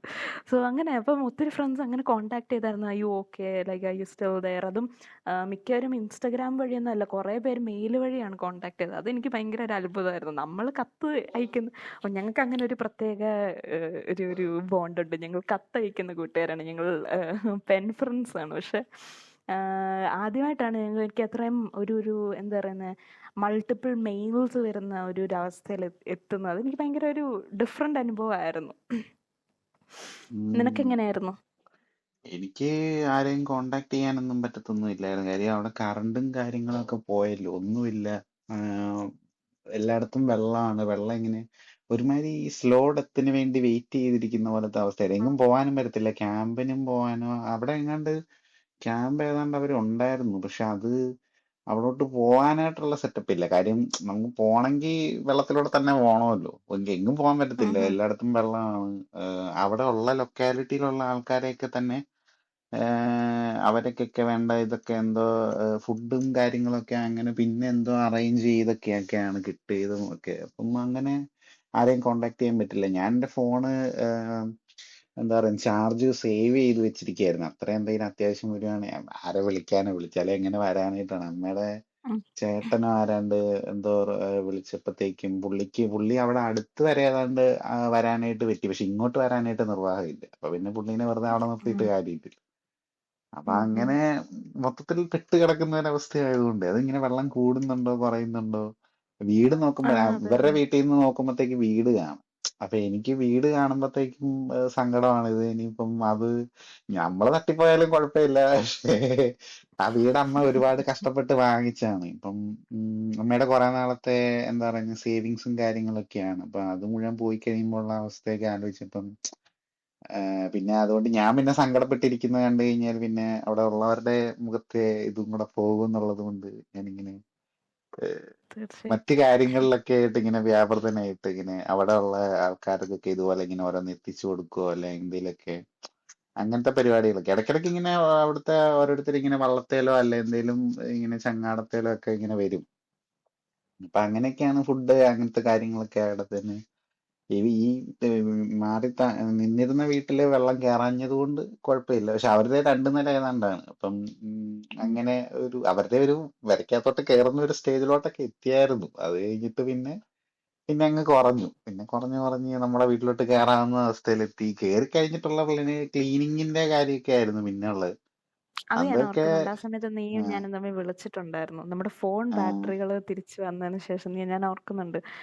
എന്താണ് വീട്ടില് പാമ്പ് കയറിയെന്നോ എന്തോ ആ എന്തോ പറഞ്ഞു നീ കൊറേ എന്നോട് ഈ അന്ന്. മറ്റേ ഇതുണ്ട് മറ്റേ ഇങ്ങനെ എന്താ കുട്ടമ്പാമ്പ് എന്ന് പറയുന്ന പോലത്തെ കുറച്ച് സാധനങ്ങളുണ്ട്. ഇത്തിരി വിഷമുള്ള കുറെ കുഞ്ഞ് ഐറ്റംസ് ഉണ്ട്. അതിങ്ങനെ എല്ലാം കുറെ അവിടെ ആ കുറെ ഓർക്കുന്നുണ്ട്. ഇങ്ങനെ ഉം. ആ പഴുതാരയും പല്ലിയും ചെലന്തിയും അത് ഇതൊക്കെ അതിന്റെ അകത്ത് ചത്ത് കിടക്കുന്നതും അങ്ങനെ. പക്ഷെ വലിയ കാര്യമായിട്ടുള്ള ഇതൊന്നും വീടിന് അങ്ങനെ സംഭവിച്ചില്ല ഭാഗ്യത്തിന്. പിന്നെ ആ തേച്ച് കഴുകുന്ന പരിപാടിയൊക്കെ ഉണ്ടായിരുന്നു. മറ്റവരുടെയൊക്കെ വീടൊക്കെ ആണ് പോയത്. അത്രയൊന്നും നമുക്ക് സംഭവിച്ചില്ല. പക്ഷെ എന്നാലും കുറച്ചൊരു ഡിഫറെന്റ് അനുഭവമായിരുന്നു. അതെ അതെ അപ്പൊ അതെ അങ്ങനെ അതെ തീർച്ചയായിട്ടും തീർച്ചയായിട്ടും. ഇപ്പൊ ഫ്ലഡ് എന്ന് പറയുമ്പോൾ അങ്ങനെ എല്ലാവർക്കും ഓർമ്മകൾ കാണും അല്ലേ? അപ്പൊ നിങ്ങളുടെയൊക്കെ ഉം. ഓർമ്മകൾ നിങ്ങൾക്ക് എന്താണെന്ന് വെച്ചാൽ നിങ്ങൾക്ക് ഷെയർ ചെയ്യണമെന്നുണ്ടെങ്കിൽ ആ കമന്റ് ചെയ്യും. പിന്നെ ഈ ഞങ്ങൾക്ക് ആൾക്കാരൊക്കെ വായിക്കാൻ ഇങ്ങനെ ആഗ്രഹമുണ്ട്. ലോറിയിലൊക്കെ ഇങ്ങനെ ഇരുന്ന് പോകുന്നതും അങ്ങനെയൊക്കെ ഞാൻ ഇങ്ങനെ ഓ, കണ്ടിട്ടുണ്ട്. ഇങ്ങനെ ക്യാമ്പിലോട്ടൊക്കെ ആയിട്ടൊക്കെ. ആ ഞാൻ ഞങ്ങളുടെ ഒരു കോമൺ ഫ്രണ്ട് ഉണ്ട്. ഞങ്ങളെക്കാളും ചക്രവാണിയുടെ ഫ്രണ്ടാണെന്ന് പറയാൻ വേണമെങ്കിൽ എൻ്റെ റൂംമേറ്റ് ആയിരുന്നു. അപ്പോൾ പുള്ളിക്കാരിയുടെ വീട്ടിൽ വെള്ളം കയറിയിട്ട് പുള്ളിക്കാരി എവിടെയായിരുന്നു എന്ന് ഞാൻ ഓർക്കുന്നില്ല. ഞങ്ങളുടെ ഏരിയ തന്നെയാണ്, ഏകദേശം ആലപ്പുഴ കോട്ടയം ആ ഒരു ഏരിയ തന്നെയാണ്. അപ്പോൾ പുള്ളിക്കാരിയുടെ വീട്ടിൽ വെള്ളം കയറിയിട്ട് 2ാമത്തെ നിലയുടെ ഗോപുരത്തിൻ്റെ മണ്ടയ്ക്ക് എങ്ങാണ്ട് കയറിയിരുന്നു വെള്ളം കയറിയിട്ട്.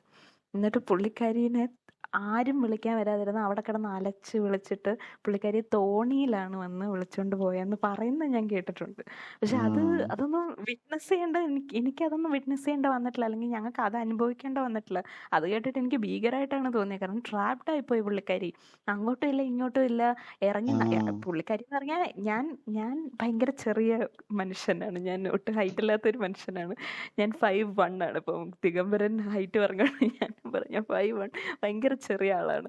എന്നെക്കാളും ചെറുതാണ് ഞാൻ ഈ പറയുന്ന വ്യക്തി. അപ്പോൾ പുള്ളിക്കാരി പറയാണ് 2ാമത്തെ നിലയില് പുള്ളിക്കാരിക്ക് തുഴഞ്ഞു നിൽക്കേണ്ട അവസ്ഥയാണ് വന്നതെന്ന്. അത്രയ്ക്കും വെള്ളം കയറിയ ഒരു അവസ്ഥ. എനിക്ക് തോന്നുന്നു ചെങ്ങന്നൂർ ഏരിയ അങ്ങനെ എന്തോ ഒരു സ്ഥലമാണെന്നാണ് ആ എനിക്ക് തോന്നുന്നത്. ആ അപ്പം അവിടൊക്കെ ഇച്ചിരി അല്ലേ ആണെന്ന് ഭീകരമായിരുന്നു. തോന്നുന്നു.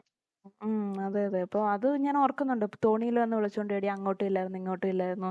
എനിക്ക് അലയ്ക്കാൻ പോലും ഉള്ള ശക്തിയില്ല, കാരണം നീന്തിയാണ് ഇനത്തിൽ നിൽക്കുന്നത്.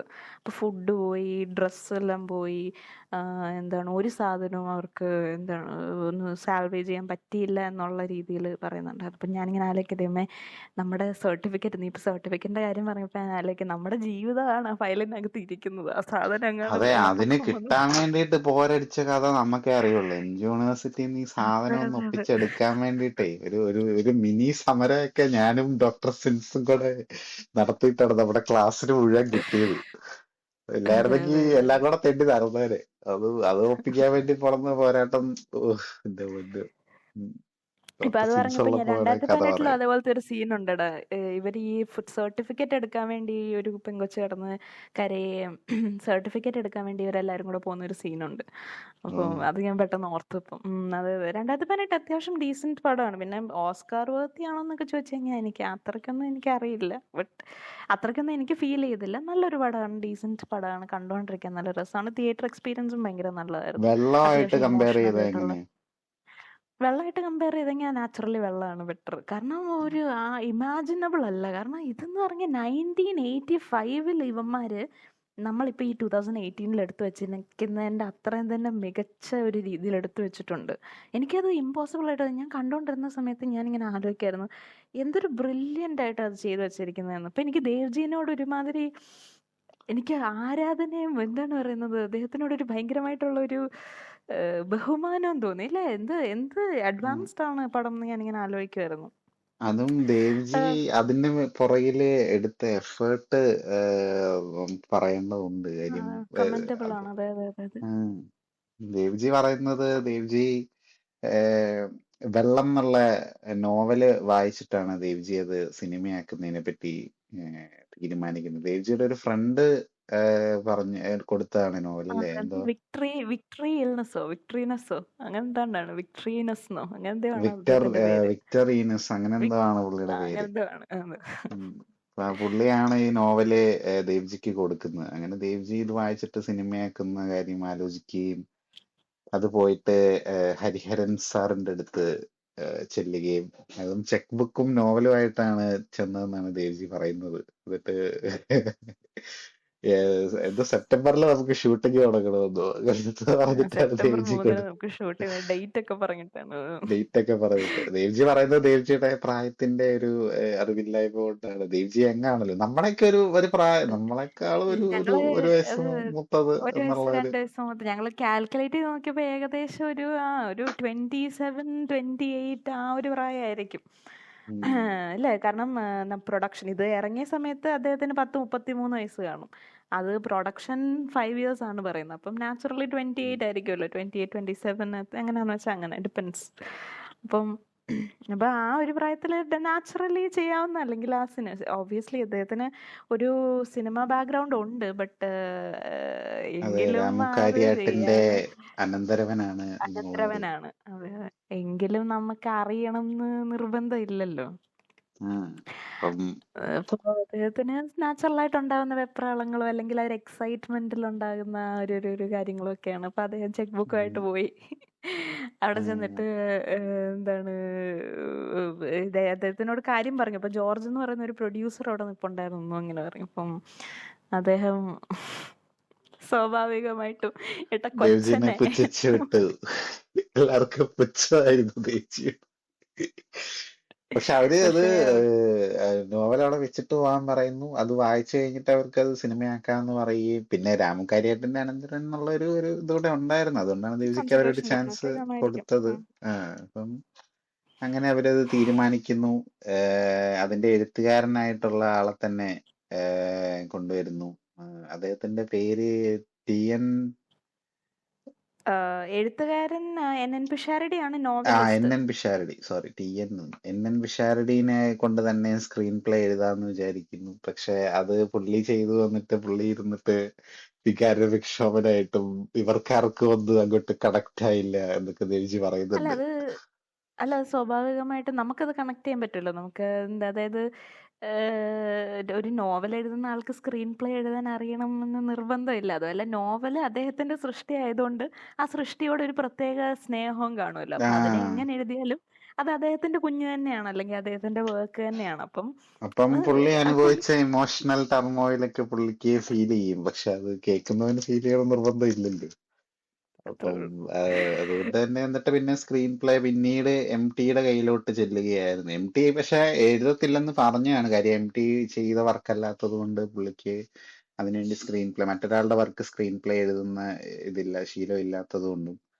അപ്പം ദേവ്ജി ഒരു ജസ്റ്റ് അതിന്റെ ഒരു എന്താണ് ലേഔട്ട്, ദേവ്ജി വേറെന്തോ വാക്കാണ് പറഞ്ഞത്, ട്രീറ്റ്മെന്റ് എഴുതാനായിട്ട് പറഞ്ഞു. ഒരു ട്രീറ്റ്മെന്റ് എഴുതാനായിട്ട് പറഞ്ഞു. അങ്ങനെ അത് എഴുതാൻ സമ്മതിച്ചു. ആ ട്രീറ്റ്മെന്റ് എഴുതി തുടങ്ങിയപ്പോഴത്തേക്കും MTക്ക് അത് സ്ക്രീൻ പ്ലേ ആക്കണമെന്നും അങ്ങനെ അത് അദ്ദേഹം സ്ക്രീൻ പ്ലേ ചെയ്ത് അങ്ങനെയാണ് വെള്ളം ഉണ്ടാകുന്നത്. അപ്പം ഇതിൽ അഭിനയിച്ചിരിക്കുന്നത് മധു സാർ, പിന്നെ നസീർ സാർ, പിന്നെ നമ്മുടെ KR വിജയ, ബഹദൂർ, പിന്നെ മറ്റേ പുള്ളിയുടെ പേര് എനിക്ക് എപ്പോഴും മാറി. മേനക സുരേഷ്, തിക്കൃഷി എന്താണ് പുള്ളിയുടെ പേര്, എനിക്ക് എപ്പോഴും മാറിപ്പോകും. മറ്റേ പുള്ളി ഈ സുകുമാരി ഉണ്ടല്ലോ, സുകുമാരിയുടെ കെട്ടിയവനായിട്ട് ഇത് വരുന്നു, അടൂർ ബാസി. എനിക്ക് അടൂർ ബാസി തിക്കൃഷിന്ന് എപ്പോഴും വായി വരുത്തും. അടൂർ ബാസി ഉണ്ട്. അപ്പൊ അങ്ങനെ ഒരുപാട് എന്താ പറയുന്നത്, ഒരു വമ്പൻ നമ്മുടെ ഒടുവിൽ ജി ഉണ്ട്, ഒടുവിൽ ഉണ്ണികൃഷ്ണൻ. അത് ഞങ്ങൾ ഓർത്ത് ഒരു ഡയലോഗ് ഒന്നും ക്യാമിയോ കാണില്ലെന്ന്. അല്ല, ക്യാമിയോ അല്ല, ഒരു സൈഡ് ക്യാരക്ടറാണ് കേട്ടോ അത്. ആ, വെറും ബാക്ക്ഗ്രൗണ്ട് ആർട്ടിസ്റ്റ് എന്നുള്ളതിൽ നിന്നും നമുക്ക് ശ്രദ്ധിക്കും, ബട്ട് ഡയലോഗ് ഒറ്റ ഡയലോഗേ ഉള്ളൂ, കഷ്ടമുണ്ട്. ഒറ്റ ഡയലോഗ്. അദ്ദേഹം ഞങ്ങൾ ആദ്യം ഓർത്ത് അദ്ദേഹത്തിന്റെ ഡയലോഗ് ഒരു ഒന്നും യങ്ങർ ഉണ്ടാവില്ലെന്ന്. വേർഷൻ ആണ്. പിന്നെ നമ്മുടെ ബാലൻ കെ നായർ ഉണ്ട്.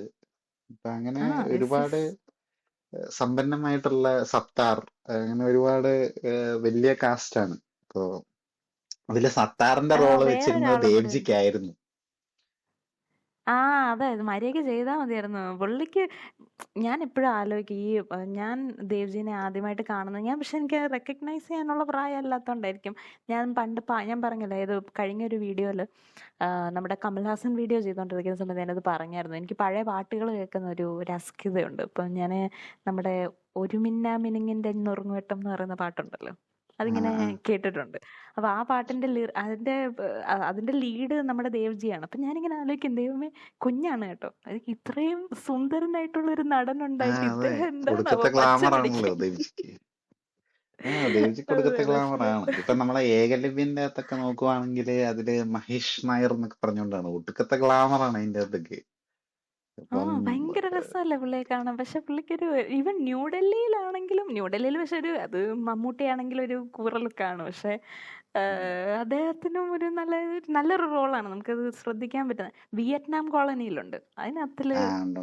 ഭയങ്കര നല്ലതാ കാണാൻ. അത് ഭയങ്കര നല്ലൊരു ലുക്കാണ് പുള്ളിക്ക് ഇങ്ങനെ. ഈ ഏകലവ്യന്റെ അകത്ത് ഇതുപോലെയാണ്, ഭയങ്കര ലുക്കാണ് പുള്ളി. ഇപ്പം ശരിയാണ്, ശരി. അപ്പൊ ദേവ്ജിക്ക് വേണ്ടിയിട്ട് അവര് വെച്ചിരുന്നതാണ് സത്താറിന്റെ റോള്. പക്ഷെ പിന്നീട് ദേവ്ജി അത് പറ്റത്തില്ല എന്ന് പറഞ്ഞതുകൊണ്ട് ദേവ്ജിക്ക് ഒരു കോൺഫിഡൻസ് ഇല്ലായിരുന്നു. അപ്പം അതുകൊണ്ട് പിന്നെ സത്താറിന് എടാ, പോയതാണ്. മറ്റേ പുള്ളിയുണ്ട്, എന്താണ് ഇതിന്റെ പേര് എനിക്ക് അറിയത്തില്ല, മറ്റേ നമ്മുടെ ശ്രീവിദ്യയുടെ, സോറി, അതന്നെ, ശ്രീവിദ്യയുടെ ശ്രീവിദ്യ ഉണ്ട് അപ്പനായിട്ട്. ഇതിനകത്ത്. അതെ, ശ്രീവിദ്യ ഉണ്ട് കേട്ടോ. ആ ശ്രീവിദ്യയുടെ മറ്റേ അപ്പനായിട്ട് പ്രൊഫസർ നമ്മുടെ ജയന്തി. പ്രൊഫസർ ജയന്തിയുടെ അപ്പൂപ്പൻ. പുള്ളി പുള്ളിയുടെ പേര് അദ്ദേഹം ഉണ്ട്, അദ്ദേഹത്തിന്റെ എന്തുവായിരുന്നു? പേരെന്താന്ന് എനിക്കറിയില്ല. പുള്ളി ഒരു നാടകത്തിലൊക്കെ ഇപ്പൊ NN പിള്ള എന്നൊക്കെ പറയുന്ന പോലത്തെ ലെവലിലുള്ള ഒരു മനുഷ്യനാണ് GK പുള്ളി. പിള്ള വല്ലതാണോ? GK പിള്ള അത് തന്നെ. അദ്ദേഹത്തെ പക്ഷെ അപ്പൊ പുള്ളിനെ എപ്പോഴും അദ്ദേഹം എനിക്ക് പ്രൊഫസർ ജയന്തി അതേ ജയന്തി അതെനിക്ക് തോന്നുന്നു മിക്കവർക്കും അങ്ങനെ ആയിരിക്കും കണക്ട് ചെയ്യാൻ പറ്റുള്ളൂ. അങ്ങനെ ഒരു ലോങ് കാസ്റ്റ് ഉണ്ട് കേട്ടോ. നമുക്ക് പറഞ്ഞു കഴിഞ്ഞാൽ തന്നെ ഇന്നത്തെ കാലഘട്ടത്തിലെ ആൾക്കാർക്ക് പോലും റെക്കഗ്നൈസ് ചെയ്യാൻ പറ്റുന്ന വലിയൊരു കാസ്റ്റ് ഉണ്ട് ഇതിനകത്തില്. കാര്യം ഇത് ഒരു നല്ല ബിഗ് കാശ്, ബഡ്ജറ്റ് പടമാണ്. അതെ അവര് പ്ലാൻ നല്ല കാശ് ഇട്ടപ്പം പൊടിഞ്ഞ് കാണും പുള്ളിക്കാരുടെ. 25 ലക്ഷത്തിന് പ്ലാൻ ചെയ്തിട്ട് 37 ലക്ഷം എന്തോ ആയി അന്നത്തെ കാലത്ത്. അപ്പൊ അതൊരു 24 ഒറിജിനൽ പ്ലാൻ. 24 പ്ലാൻ ചെയ്തിട്ട് 37 ലക്ഷമായി. അപ്പൊ അത്രയും വലിയ ബഡ്ജറ്റിൽ വന്നതാണ്. ദേവ്ജിക്ക് അത് 14 പറഞ്ഞ ലക്ഷത്തിന്റെ സ്ഥിതിക്ക് ലോസും കൂടെ നഷ്ടമുണ്ട്. പറഞ്ഞു നന്നായി. 14 ലക്ഷമേ. പാവം ദേവ്ജി. അദ്ദേഹത്തിന്റെ ഒരു ഇന്റർവ്യൂവിൽ അദ്ദേഹം പറയുന്നുണ്ടായിരുന്നു, ഈ മറ്റേ 14 ലക്ഷം, അന്നത്തെ 14 ലക്ഷം എന്ന് പറയുന്നത് ഇന്നത്തെ 14 കോടിയാണ് എന്ന് പറയുന്നുണ്ടായിരുന്നു. ഹാർട്ട് അറ്റാക്ക് വന്നു. ഞാനിങ്ങനെ ആലോചിക്കായിരുന്നു, 33-ാമത്തെ വയസ്സിൽ 14 കോടിയുടെ ബാധ്യത ഉണ്ടാക്കി വെച്ച മഹാനാണ് നമ്മുടെ ദേവ്ജി. അത് ബാധ്യത മാത്രമാണോ? അത് ഈ എന്തോ ഭക്തവത്സലം എന്ന് പറഞ്ഞ ഒരു പുള്ളിയുടെ അടുത്ത് നിന്നാണ് ഫൈനാൻസ് എടുത്തിട്ടാണ് ഇത് ചെയ്യുന്നത്. അപ്പൊ അതിന്റെ അതെ, നെഗറ്റീവ്സും റൈറ്റ്സും കാര്യങ്ങളും എല്ലാം പുള്ളിക്ക് പോവുകയും ചെയ്തു. അതുകൊണ്ട് ദേവ്ജിക്ക് അതിന്റെ മേലെ യാതൊരു അവകാശവും ഇല്ല എന്നുള്ളൊരു എന്തൊരു അവസ്ഥയായി. കഷ്ടമാണ്. ഞാൻ സ്ട്രോങ്ലി ഈ ഫിലിം നിങ്ങൾക്ക് എല്ലാവർക്കും, കേൾക്കുന്നവർക്ക് എല്ലാവർക്കും ഞാൻ റെക്കമെൻഡ് ചെയ്യും, നിങ്ങൾ പോയി കാണണം. കാരണം ഇത് അത്യാവശ്യം എന്താണ്, നല്ല ഒരു സ്റ്റോറി ലൈനും ഒരുപാട് എന്താണ് ഇമോഷൻസ് ഉള്ള ക്യാരക്ടേഴ്സും, നമ്മുടെ അന്നത്തെ കാലത്തെ കുറേ സോഷ്യോ പൊളിറ്റിക്കൽ സിറ്റുവേഷൻസ് കാണിക്കുന്ന പടം എന്നൊക്കെ പറയാം. പിന്നെ അവിടുത്തെ എനിക്ക് തോന്നുന്നു ഡ്രസ്സിങ്ങിന്റെ കാര്യം നമുക്ക് പറയാനുണ്ട്. ഡ്രസ്സിങ് കാര്യങ്ങൾ ശ്രദ്ധിച്ചു കഴിഞ്ഞാൽ നമുക്ക് അന്നത്തെ ഒരു കേരളത്തിന്റെ ഡ്രസ്സിങ് കാര്യങ്ങള്, പിന്നെ അങ്ങനെ റിലിജിയസ് കാസ്റ്റ് കൾച്ചറും സിസ്റ്റം, അങ്ങനത്തെ പൊളിറ്റിക്സും എല്ലാം ഉണ്ട് എല്ലാം ഇതില്. ഉണ്ട്. അതുപോലെ ഫൈറ്റ് സീക്വൻസുകളുണ്ട്. നല്ല ഭയങ്കര നല്ല സെറ്റ് വർക്ക്. ഐ മീൻ എനിക്കത് ഇമ്പോസിബിൾ ആയിട്ട് തോന്നിയ ഒരു, അതായത് നമ്മളിപ്പം എന്താണ് 2018 സെറ്റ് വർക്ക് ഭയങ്കര നല്ലതാന്ന് പറയുന്നു. ഇത് 1985 ഇത്രയും തന്നെ 2018 എന്താണോ നമുക്ക് അവർ ചെയ്തു വെച്ചിരിക്കുന്ന അത്രയും തന്നെ എഫക്റ്റിൽ അവർ എന്താണ് നമ്മുടെ വെള്ളത്തിനകത്തിൽ ചെയ്തു വെച്ചിട്ടുണ്ട്. ഫൈനൽ ഒരു ക്ലൈമാക്സിനോട് അടുപ്പിച്ചാണ് ഈ സീൻസ് വരുന്നത്. അപ്പം അവരൊരു ഒരു കോവിലകമുണ്ട്, കോവിലകത്തിനെ ബേസ് ചെയ്തിട്ടാണ് കഥ പോകുന്നതും. ആ കോവിലകത്തിൽ വെള്ളം അതായത് ഫ്ലഡ് വരികയും ആ കോവിലകം ഇടിഞ്ഞു പൊളിഞ്ഞ് വീഴുന്നതുമായിട്ടാണ് അവസാനം. Sorry for the spoilers, but അതാണ് അതിൻ്റെ അങ്ങനെയാണ് ആ കഥ നീങ്ങുന്നത്. അപ്പം ഈ ദേവ്ജി പറയായിരുന്നു അതിനു വേണ്ടി അവര് ഒരു ഗ്ലാസ് ചേംബർ എത്ര 100 സ്ക്വയർ ഫീറ്റ് ടാങ്ക് ഉണ്ടാക്കിയിട്ട് അവര് തമിഴ്നാട്ടിലെങ്ങാണ്ടും പോയിട്ട് ചെങ്കൽപ്പേട്ടെന്നും കണ്ട് പറയുന്ന ഒരു സ്ഥലത്ത് പോയിട്ട് 100 സ്ക്വയർ ഫീറ്റ് എങ്ങാണ്ടുള്ള ടാങ്ക് ഉണ്ടാക്കി അതിനകത്ത് അവര് ഈ ഈ ഈ കൊട്ടാരം അല്ലല്ലോ എന്ത് കോവിലകം ഉണ്ടാക്കിയിട്ട് ആ കോവിലകം സ്റ്റെപ്പ് ബൈ സ്റ്റെപ്പായിട്ട്, അതായത് ആദ്യം ചെറിയ വെള്ളം വരുന്നു, പിന്നീട് ആ കോവിലകത്ത് ആക്ച്വലി ഉള്ളത് നമ്മുടെ ഈ KR വിജയുടെ ക്യാരക്ടറാണ്. KR വിജയുടെ ക്യാരക്ടർ അവിടെ ട്രാപ്ഡ് ആയി പോകുമ്പോഴത്തേനും അവരെ രക്ഷിക്കാൻ വരുന്ന ഒരു സ്ക്വാഡുണ്ട്. അപ്പോൾ അവർ ആ ആൾക്കാർ വരുമ്പോഴത്തേനും ഒരു അവരുടെ ഒരു മുട്ടുഭാഗം വരെ വെള്ളമുണ്ട്. പിന്നീട് അടുത്ത ലെവലിൽ നസീർ സർ വന്നിട്ട് നമ്മുടെ KR വിജയനെ രക്ഷിക്കാൻ വരുമ്പം അവരുടെ ഓൾമോസ്റ്റ് ഫ്ലഡ് ചെയ്ത് എന്താ കോവിലകം മൊത്തം ഇടിഞ്ഞു പൊളിയുന്ന ഒരു അവസ്ഥയുണ്ട്. അപ്പം അങ്ങനെ സ്റ്റെപ്പ് ബൈ സ്റ്റെപ്പായിട്ട് അതിങ്ങനെ ഒരു എന്താണ് ഡിസിൻറ്റഗ്രേറ്റ് ചെയ്ത് പോകുന്ന ഒരു സാധനം കാണിക്കുന്നുണ്ട്. അപ്പോൾ അതിനു വേണ്ടി അവർ 30 ദിവസം ഷൂട്ടിങ് നടത്തുകയും അങ്ങനെ പറയായിരുന്നു 5 അടി നീളമുള്ള ഭിത്തിയും ഒക്കെ വെച്ചിട്ട് അവർ എന്താണ് പമ്പ് ചെയ്തിട്ടാണ് അന്തക്കാലത്ത് അവർ എന്താണ് ഇതുണ്ടാക്കിയെന്ന് പറയും. എനിക്കത് എക്സ്ട്രോർഡിനറി ആയിട്ട് എനിക്കത് പുള്ളിക്ക് പറയുന്ന കേട്ടിട്ട് ഞാനിതിനെ അന്തം വിട്ടിരിക്കുകയാണ്. ഈ മനുഷ്യന് ചിലപ്പോൾ പ്രായത്തിൻ്റെ ആയിരിക്കും എനിക്ക് തോന്നി കേട്ടോ. ഈ മനുഷ്യൻ ആ പ്രായത്തിൽ എന്ത് വിശ്വസിച്ച ഇത്രയും പൈസ ഒരു പടത്തിൽ ഇറക്കിയത്? അത് ഇപ്പം നമ്മളെ എടാ ഇപ്പം നമ്മളൊക്കെ പടം കാണാൻ പോകുന്നു. നീ ഒന്ന് ആലോചിച്ച് നോക്ക്. ഇപ്പം ഞങ്ങളുടെ വീട്ടിൽ എൻ്റെ അമ്മയ്ക്ക് ഫിലിംസ് കാണാൻ ഇഷ്ടമുള്ള ആളും ഫിലിംസിനെ കുറിച്ച് അത്യാവശ്യം അഭിപ്രായമുള്ള ആളുമാണ് കേട്ടോ. അപ്പോൾ ഒരുപാട് എന്താണ് പുള്ളിക്കാരിക്ക് പേഴ്സ്പെക്റ്റീവ്സ് ഉണ്ട്, ഒരുപാട് ഇഷ്ടമാണ്, ക്രിട്ടിക്ക് ചെയ്യുന്ന ഇഷ്ടമാണ്. ഡിഫറെൻ്റ് ആണ്, നമ്മളിൽ നിന്നും ഭയങ്കര ഡിഫറെൻ്റ് ആണ്, അവരുടെ കാലഘട്ടത്തിൻ്റെതായിട്ടുള്ള ഡിഫറൻസ് ഉണ്ട്. ബട്ട് സിനിമ കാണാൻ ഇഷ്ടമുള്ള ആളാണ്. ബട്ട് എങ്കിൽ കൂടെയും നമ്മളുടെ പ്രായത്തിൽ, അതായത് അമ്മയ്ക്കൊക്കെ അല്ലെങ്കിൽ നമ്മുടെ അമ്മമാർക്കൊക്കെ 10-27 വയസ്സുള്ള സമയത്ത് അവരൊന്നും സിനിമ ഇങ്ങനെ ഫ്രീക്വൻ്റ് ആയിട്ട് പോയി കാണുന്ന ആൾക്കാരല്ല. അപ്പം അങ്ങനെ നമ്മളുടെ കാലത്തെ വെച്ച് നമുക്ക് കമ്പയർ ചെയ്യാൻ പോലും പറ്റത്തില്ല. അതുപോട്ടെ അതിനും പുറകിലത്തെ കാലഘട്ടമാണിത്. നമ്മുടെ അമ്മമാരുടെ അപ്പന്മാരുടെയൊക്കെ മുമ്പത്തെ കാലഘട്ടമാണിത്. അന്ന് ആൾക്കാർ പോയിട്ട് ഈ 37 ലക്ഷം രൂപയുടെ സാധനം പോയി അതൊന്നും ഹിറ്റാവണ്ട, അതിന് മുടക്കിയ മുതൽ തിരിച്ചു കിട്ടണ്ടേ, അത് ചിന്തിച്ചിട്ട് വേണ്ട ഇത് മുടക്കാൻ. ഈ സാധനം കയ്യിൽ നിന്ന് ഇറങ്ങുന്ന പൈസയാണല്ലോ, ഇത് തിരിച്ചു കിട്ടാൻ വേണ്ടി ആൾക്കാർ പോയി കാണണ്ടേ. അങ്ങനത്തെ ഒരു കാലഘട്ടം അല്ലല്ലോ അത്. ആൾക്കാർ പോയി കണ്ട് പൈസ കിട്ടുന്ന ഒരു കാലഘട്ടം അല്ലല്ലോ. എന്ത് വിശ്വസിച്ചാണ് ഇദ്ദേഹം ഇത്രയും പൈസ ഇറക്കിയത്? ഞാനിങ്ങനെ ഇത് കേട്ടോണ്ടിരുന്നപ്പോൾ ഇങ്ങനെ ആലോചിക്കായിരുന്നു, മണ്ടത്തരാണോ എന്ത് എനിക്കറിയത്തില്ല. എന്റെ അമ്മയ്ക്കൊക്കെ ആ സമയത്ത് 6 വയസ്സോ 7 വയസ്സോ അത്രേ ഉള്ളൂ.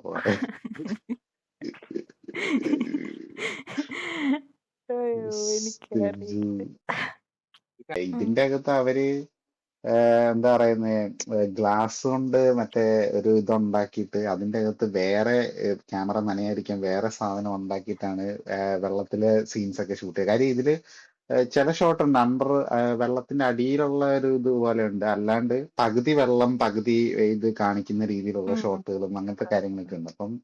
അപ്പൊ ക്യാമറയൊക്കെ അന്നത്തെ ക്യാമറയൊക്കെ ഇപ്പോഴത്തെ ക്യാമറ ആണെങ്കിലും എന്തെങ്കിലുമൊക്കെ പറ്റിക്കഴിഞ്ഞു കഴിഞ്ഞാൽ ഇത് എക്സ്പെൻസീവ് ആണല്ലോ, പിന്നെയും പ്രൊഡക്ഷൻ കോസ്റ്റ് കൂടുമല്ലോ. അപ്പൊ അങ്ങനത്തെ റിസ്ക് ഒക്കെ എടുത്തിട്ടൊക്കെയാണ് അവര് ഷൂട്ട് ചെയ്തത്. അതും കർണാടകയില് വാട്ടർ പ്രൂഫ് ക്യാമറ എന്നൊന്നും പറയുന്ന സാധനം ഒന്നുണ്ടെന്ന് എനിക്ക് തോന്നുന്നില്ല. ഇല്ല അതാ ഞാൻ പറഞ്ഞേ.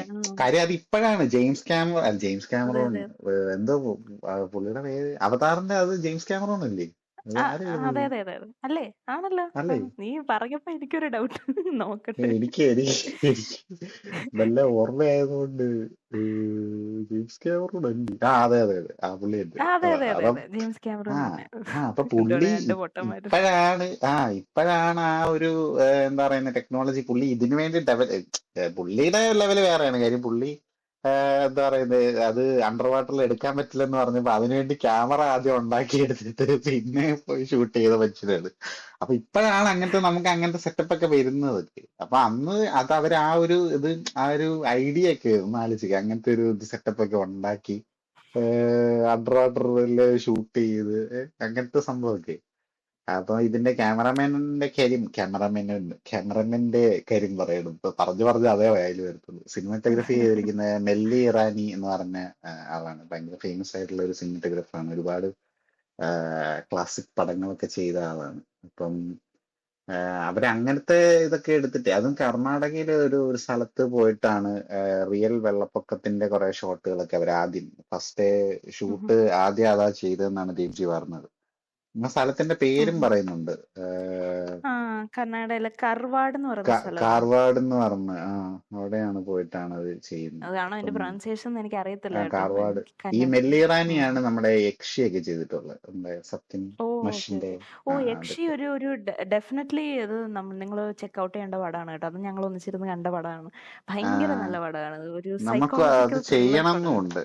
യക്ഷി, അതെ അതെ പിന്നെ അതെ ഭാർഗവി നിലയം, അങ്ങനത്തെ കുറച്ച് ക്ലാസിക്സ് ഒക്കെ എടുത്തിട്ട് ചെയ്യണമെന്നുണ്ട്. ചെയ്യണമെന്നുണ്ട്. അതെ അതെ ഞങ്ങൾ ആക്ച്വലി ഭാർഗവി നിലയാണ് ആദ്യം കണ്ടത്. അപ്പം ഞങ്ങൾ യക്ഷി കാണാൻ ഇരിക്കുന്ന സമയത്ത് ഞങ്ങൾ ഇങ്ങനെ ഓർത്തു, ഭാർഗവി നിലയത്തിന്റെ ഒരു പാറ്റേണിൽ തന്നെയാണ് പോകുന്നത്. ഈ പടം എന്താണ് ആൾക്കാർ ഇത്രയും പറയുന്നത് നമ്മൾ ഓർത്തു കണ്ടു വന്നപ്പോൾ. പക്ഷെ എക്സ്ട്രാ ഓർഡിനറി ഫിലിമാണത് കേട്ടോ. അത് ഒരു ബ്രില്യൻറ്റ് പടമാണ്. ഐ മീൻ മറ്റേതും നല്ലതാണ്. മറ്റേതും ഇതുമായിട്ട് കമ്പയറബിളേ അല്ല. ഒരെണ്ണം യക്ഷി പടമാണ്, ഭാർഗവി നിലയം ഇസ് ടോട്ടലി യക്ഷി. മറ്റേത് സൈക്കോളജിക്കൽ ത്രില്ലറാണ്. അത് സൈക്കോളജിക്കൽ ഭയങ്കര ത്രില്ലറാണ്. കൊള്ളാം. ഭയങ്കര നല്ലൊരു സാധനമായിരുന്നു. കൊള്ളായിരുന്നു. അതെ അതെ അതെ. നമ്മള് ഭയങ്കര ക്ലാസിക് ലവേഴ്സ് ആണ്. നമുക്ക് ഇഷ്ടമാണ് പഴയ പടങ്ങളിരുന്ന് കാണുന്നത്. കൾട്ട് കാണുന്ന പോലെ തന്നെ നമ്മൾ ക്ലാസിക്സും കാണുന്ന ക്ലാസിക്സും ആൾക്കാരാണ്. കാണാറുണ്ട്. അതെ, കൾട്ടെന്ന് ഞങ്ങൾ ഉദ്ദേശിക്കുന്നത് ഇപ്പൊ വിരുമാണ്ടിയൊക്കെ പോലുള്ള കൾട്ടല്ല. സാമ്രാജ്യം, സൺ ഓഫ് അലക്സാണ്ടർ പോലുള്ള കൾട്ടുകളൊക്കെയാണ് ഞങ്ങൾ ഉദ്ദേശിക്കുന്നത്. അപ്പം ദേവ്ജീന് എന്നുള്ള ഒരു നടനെ നമുക്ക് ഈ പടം ഇല്ലായിരുന്നെങ്കിൽ, വെള്ളം ഇല്ലായിരുന്നെങ്കിൽ ചിലപ്പോൾ നമുക്ക് കിട്ടില്ലായിരുന്നു. കാര്യം ഇതിന്റെ ഫൈനാൻസിന്റെ കടം വീട്ടാൻ വേണ്ടിയിട്ട് സിനിമയിലൊക്കെ പോയി അഭിനയിച്ചും പിന്നെ ജീവിക്കാൻ വേണ്ടിയിട്ടും പാവം അല്ലെ?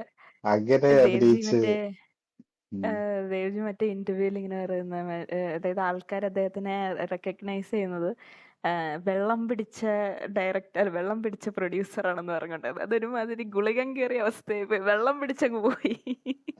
പക്ഷെ കഷ്ടമുണ്ട് കഷ്ടമുണ്ട്. അവസ്ഥ. അയ്യോ ഇപ്പൊ ആ ഭയങ്കര പടം ഒന്ന് വൃത്തികെട്ട റീ അവസ്ഥയാണ് കേട്ടോ. റിലീസ് ചെയ്യാൻ പോലും പുള്ളിക്ക് പറ്റത്തില്ല. കാര്യം പുള്ളിയുടെ റൈറ്റ്സ് ഇല്ലല്ലോ. ആ മറ്റേ മനുഷ്യന്റെ അടുത്ത് പോയിട്ട്, ഭക്തവത്സലത്തിന്റെ അടുത്ത് പോയി ചോദിച്ചപ്പം 2 പ്രാവശ്യം ചോദിച്ചു എന്നാണ് പറഞ്ഞത്. പക്ഷെ പുള്ളിക്ക് താല്പര്യമില്ല. അത് പറ്റിപ്പോയെന്നാന്ന് വെച്ച് കഴിഞ്ഞാൽ പുള്ളി അത് കേരളത്തിൽ റിലീസ് ചെയ്തപ്പം എല്ലായിടത്തും ഒരു വൈഡ് റിലീസ് എന്നുള്ള രീതിയിൽ ചെയ്യാണ്ട് ഓരോ ജില്ല അനുസരിച്ച് പുള്ളി റിലീസ് ചെയ്തു. അപ്പൊ അങ്ങനെ വരുമ്പോ ഇത് ആൾക്കാർ പോയി കണ്ടില്ല. പക്ഷെ അത് എനിക്ക് അറിയത്തില്ല ഇവര് തമിഴ്നാടിന്റെ ഇല്ലെങ്കിൽ എനിക്കറിയില്ല എന്താണ് പിന്നെ ഇയാൾക്ക് പൈസ വേണം എന്നുണ്ടെങ്കിൽ ആ പൈസ ഉണ്ടാക്കാനുള്ള മര്യാദക്കുള്ള മാർഗമല്ലേ നോക്കേണ്ടത്. അല്ലാതെ അയാൾക്ക് അത് ഇഷ്ടമുള്ള പോലെ പുള്ളി എന്തെങ്കിലുമൊക്കെ തമിഴ്നാട്ടിലെ കാണിച്ചിട്ട്. ആ ഒരു സെറ്റപ്പ് വെച്ച് തന്നെ ചെയ്തതായിരിക്കാം ഒരു പക്ഷെ. അവിടെ അങ്ങനെയൊക്കെ ആയിരുന്നു. കാര്യം ഈ അന്നത്തെ ഇത് കാലത്ത് ഇപ്പം വേറെ ഇതിലൊക്കെ പടം ഓടിക്കഴിഞ്ഞിട്ട് കുറെ നാള് കഴിഞ്ഞിട്ടാണ് റൂറൽ ഏരിയസിലൊക്കെ വരുന്നത്. അപ്പൊ അങ്ങനത്തെ ഒരു ഇതില് ചിലപ്പം അങ്ങനെ ചെയ്തതായിരിക്കാം. പക്ഷെ അത് പുള്ളിക്കും നഷ്ടമാണ്, ദേവ്ജിക്ക് ഭീമമായിട്ടുള്ള നഷ്ടമാണ് ഉണ്ടായത്. കഷ്ടമായിപ്പോയി. അത് കേൾക്കുമ്പോൾ പിന്നെ നമുക്ക് ഭയങ്കരമായിട്ടുള്ള ഒരു സങ്കടം വരും കേട്ടോ. എനിക്ക് ഭയങ്കരമായിട്ട് എന്ന് പറഞ്ഞാൽ ഈ പടം അത്രയ്ക്ക് നല്ലൊരു പടമാണ്. ആ പടത്തിനെ അങ്ങ് അതിന് ആൾക്കാരിലേക്ക് എത്തിക്കാൻ പറ്റാതെ അതങ്ങ് നശിപ്പിച്ചു കളഞ്ഞു. എന്ന് പറഞ്ഞാൽ ഇതിനകത്തില് എന്താണ് നമ്മുടെ ആക്ടേഴ്സോ അല്ലെങ്കിൽ അതിൻ്റെ അകത്തിലെ ടെക്നീഷ്യൻസ് മാത്രമല്ല, പാട്ടിന്റെ ആൾക്കാരും ഭയങ്കര പാട്ടുകളും വലിയ നല്ല ആൾക്കാർ. രവീന്ദ്ര പാട്ടുകളാണ്. മാഷും സലീൽ രവീന്ദ്ര മാഷും ചൗധരിയാണ് സലിൽ ബാക്ക്ഗ്രൗണ്ട് ചൗധരിയൊക്കെയാണ് മ്യൂസിക് ചെയ്തിരിക്കുന്നത്. ബിജിഎം ചെയ്തിരിക്കുന്നത്. അതെ അതെ. അപ്പൊ അപ്പൊ അതിന്റെയും കഥ അത് ദേവ്ജി പറയുന്നുണ്ട്. രവീന്ദ്ര മാഷിനെ ആദ്യം വെച്ച് കഴിഞ്ഞിട്ട് പിന്നീട് ബാക്ക്ഗ്രൗണ്ട് മ്യൂസിക്കിന് വേറൊരാളെ വെക്കാം എന്നുള്ള രീതി. കാര്യം രവീന്ദ്ര മാഷിനെക്കാളും കൂടുതൽ കുറച്ചുകൂടെ എഫക്റ്റീവായിട്ട് ചെയ്യാനായിട്ടുള്ള ഒരാളെ വെക്കാം എന്നുള്ള രീതി ദേവ്ജി ചിന്തിച്ചു. പക്ഷെ അത് ദേവ്ജി പറഞ്ഞില്ല. പക്ഷെ എന്നാലും ഹരിഹരൻ ഡയറക്ടറിനും തോന്നി. പിന്നെ അതെങ്ങനെ പറയുമെന്നുള്ളത് ഹരിഹരൻ ദേവ്ജിയുടെ അല്ല, ഐ മീൻ രവീന്ദ്ര മാഷിന്റെ അയൽവക്കത്താണ് താമസിക്കുന്നത്. പക്ഷെ പുള്ളി പോയി പറയാതെ ദേവ്ജീനെ നൈസായിട്ട് പറഞ്ഞു വിട്ടു. ദേവ്ജി പാവം പോയി പറഞ്ഞു. പക്ഷെ അന്നേരം ഒരു ഇതുണ്ടായിരുന്നു. അതായത് അത് ദേവ്ജി പറഞ്ഞത് വെച്ചിട്ടാണെങ്കിൽ ആദ്യം ഇവരുടെ മ്യൂസിക് ഇവരുടെ സംഘടനയിൽ നിന്നൊരു ഇതുണ്ടായിരുന്നു. കാര്യം കോൺട്രാക്റ്റിൽ ഇത് വെച്ചിരിക്കുന്നതുകൊണ്ട് പുള്ളിയെ മാറ്റുവാണെങ്കിൽ അതിന് സംഘടനയിലോട്ടൊരു 20,000 രൂപ ഫൈൻ അടയ്ക്കേണ്ട ഒരു സംഗതി ഉണ്ടായിരുന്നു. അപ്പൊ ആ പൈസ കൊണ്ട് രവീന്ദ്രൻ മാഷിന് കൊണ്ട് കൊടുത്തിട്ടാണ് കാര്യം പറയുന്നത്. സലിൽ ചൗധരിനെ പോയി കണ്ടു. പുള്ളിക്ക് 40,000 കൊടുക്കേണ്ട ഇതുണ്ടായിരുന്നു. 20,000 മാത്രമേ എടുത്തുള്ളൂ പുള്ളി. അപ്പം രവീന്ദ്രൻ മാഷിനെ പിന്നീട് പടം കാണാനായിട്ട് വിളിക്കാൻ ചെന്ന് കഴിഞ്ഞപ്പോഴത്തേക്കും രവീന്ദ്രൻ മാഷ് ദേവ്ജി കൊടുത്ത പണം അതുപോലെ തന്നെ വെച്ചിട്ടുണ്ടായിരുന്നു. അത് അങ്ങനെ തന്നെ എടുത്ത് ദേവ്ജിക്ക് കൊടുത്തു. അപ്പൊ അങ്ങനെ ദേവ്ജിക്ക് ഒരു 40,000 രൂപയുടെ ലാഭം ഉണ്ടായി. പക്ഷെ 14 ലക്ഷം രൂപ 14,40,000 എന്താണ് 14,40,000 എന്നുള്ള നഷ്ടത്തിൽ നിന്ന് 14 ലക്ഷം ആക്കി കൊടുത്തിട്ടുണ്ട് ഇവർ രണ്ടുപേരും. അതെ, അങ്ങനെ ആക്കി കൊടുത്തു. പക്ഷെ കഷ്ടമുണ്ട്. അതിനു വേണ്ടിയിട്ടാണ് ദേവ്ജി അത് പടങ്ങളിലൊക്കെ ഈ- അഭിനയിക്കുന്നത്. എനിക്ക് ഗൗതം മേനോന്റെ അവസ്ഥ ഓർമ്മ വന്നു. ധ്രുവ നക്ഷത്രം പുറത്തിറക്കാൻ വേണ്ടിയിട്ട് പുള്ളി ഇപ്പൊ കിടന്ന് കുറെ പടത്തിൽ അഭിനയിക്കുന്ന തീർച്ചയായും പോലത്തെ അതിപ്പോഴും കിടന്ന് ആ സ്ട്രഗിൾ ഇപ്പോഴും മുന്നോട്ട് പോകുന്നുണ്ടല്ലോ, അതുകൊണ്ട് കുഴപ്പമില്ല. പോകുന്നുണ്ട്. പക്ഷെ അങ്ങനെ നമുക്ക് ദേവ്ജിനെ കിട്ടി. ഇല്ലായിരുന്നെങ്കിൽ നമ്മളുടെ ദേവ്ജി അതെ ഇങ്ങനെ വന്ന് നമുക്ക് സബ്സ്ക്രൈബ് ചെയ്യാനൊക്കെ പറയും.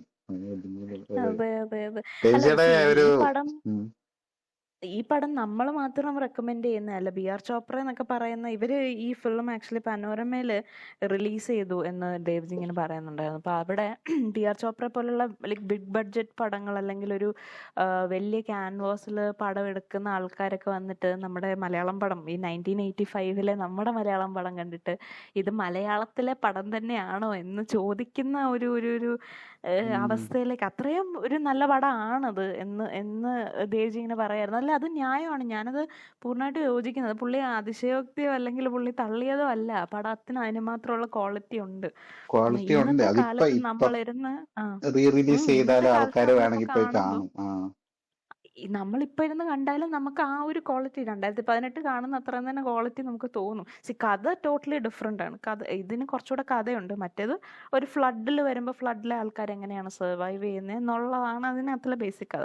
പക്ഷെ ഇതിനകത്തിൽ ബാക്ക്ഗ്രൗണ്ടിൽ ഒരു വലിയ സ്റ്റോറി നടക്കുന്നുണ്ട്. ഫ്ലഡ് ഒരു 1/4 ഭാഗം കഴിഞ്ഞിട്ടാണ് ഞങ്ങള് ഇപ്പം വരും ഇവിടെ എന്ന് വെള്ളം പറഞ്ഞു. വന്നില്ലല്ലോ. വെള്ളം ഞാൻ അവളോട് സമാധാനിപ്പിക്കാനായിട്ട് പറഞ്ഞു, ത്രൂഔട്ട് വെള്ളം ഉണ്ടല്ലോ. ആര് പടത്തിന്റെ അവതോടൊക്കെ വെള്ളം ഉണ്ട് ഇപ്പം. പക്ഷെ എന്നാലും മഴയുണ്ട്. അതെ അതെ അതെ. വെള്ളമുണ്ട്. ഇപ്പം മധുവിന്റെ ക്യാരക്ടർ ഈറ്റ വെട്ടിയിട്ട് ഉള്ള ബിസിനസ്സാണ് പുള്ളി എടുക്കുന്നത്. അപ്പൊ അവര് ഈറ്റ വെട്ടാൻ കേറുന്നതും പുഴ കടന്നൊക്കെയാണ് കേറുന്നതൊക്കെ. അതെ അപ്പൊ അതെ അതിൽ അതെ. ഒരു പിന്നെ ആ ഷോട്ടില് കുട്ടി ഉണ്ടാകുന്ന നസീർ സമയത്ത് സാറ് മറ്റേ ആ വെള്ളം തുഴഞ്ഞു പോകുമ്പോ പുറകെ കൂടെ ഈ വെള്ളത്തിലൂടെ 4 പേര് നടന്നു പോകുന്നതൊക്കെ നടന്നു എന്തൊക്കെ പോകുന്ന അത് മറ്റേ പാട്ടിന്റെ ഇടയ്ക്ക്. പാട്ടിന്റെ പിന്നെ ഇടയില്. ഇവരുടെ നസീർ സാറിനും മറ്റേ KR വിജയ്ക്കൂടെ ഒരു ബേബി ഉണ്ടാവും. അത് നമ്മുടെ കീർത്തി സുരേഷിന്റെ മം ആണ്, നമ്മുടെ മേനക മെനക്ക. സുരേഷ്. അപ്പം പുള്ളിക്കാരി ഉണ്ടാകുന്ന സമയത്ത് ഒരു മഴയുണ്ട്.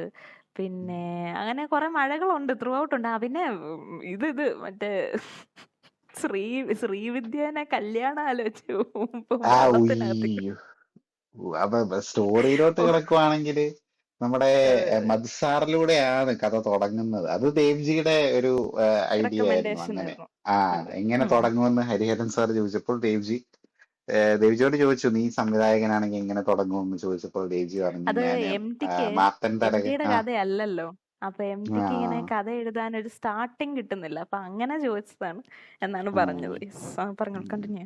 മാത്തുക്കുട്ടി തരകന്റെ ഇതിലൂടെ പോയിന്റ് ഓഫ് വ്യൂയിലൂടെ തുടങ്ങും. പുള്ളിയിലൂടെ ബാക്കി ക്യാരക്ടേഴ്സിനെ ഇൻട്രൊഡ്യൂസ് ചെയ്യുമെന്നാണ്. അങ്ങനെയാണ് ഇപ്പൊ നമ്മുടെ മധുസാറിലൂടെയാണ് തുടങ്ങുന്നത്. മധുസാർ അവിടെ പുള്ളിയുടെ വേണ്ടപ്പെട്ട ഒരാളെ അത് കഥ പറയാല്ലേ, സ്പോയിലർ വാർണിംഗ് കൊടുക്കുന്നത് ഇത്ര ആയിക്കോട്ടെ. വർഷമായിട്ടുള്ള ഇപ്പം പടമായത്. അതെ സ്പോയിലർ.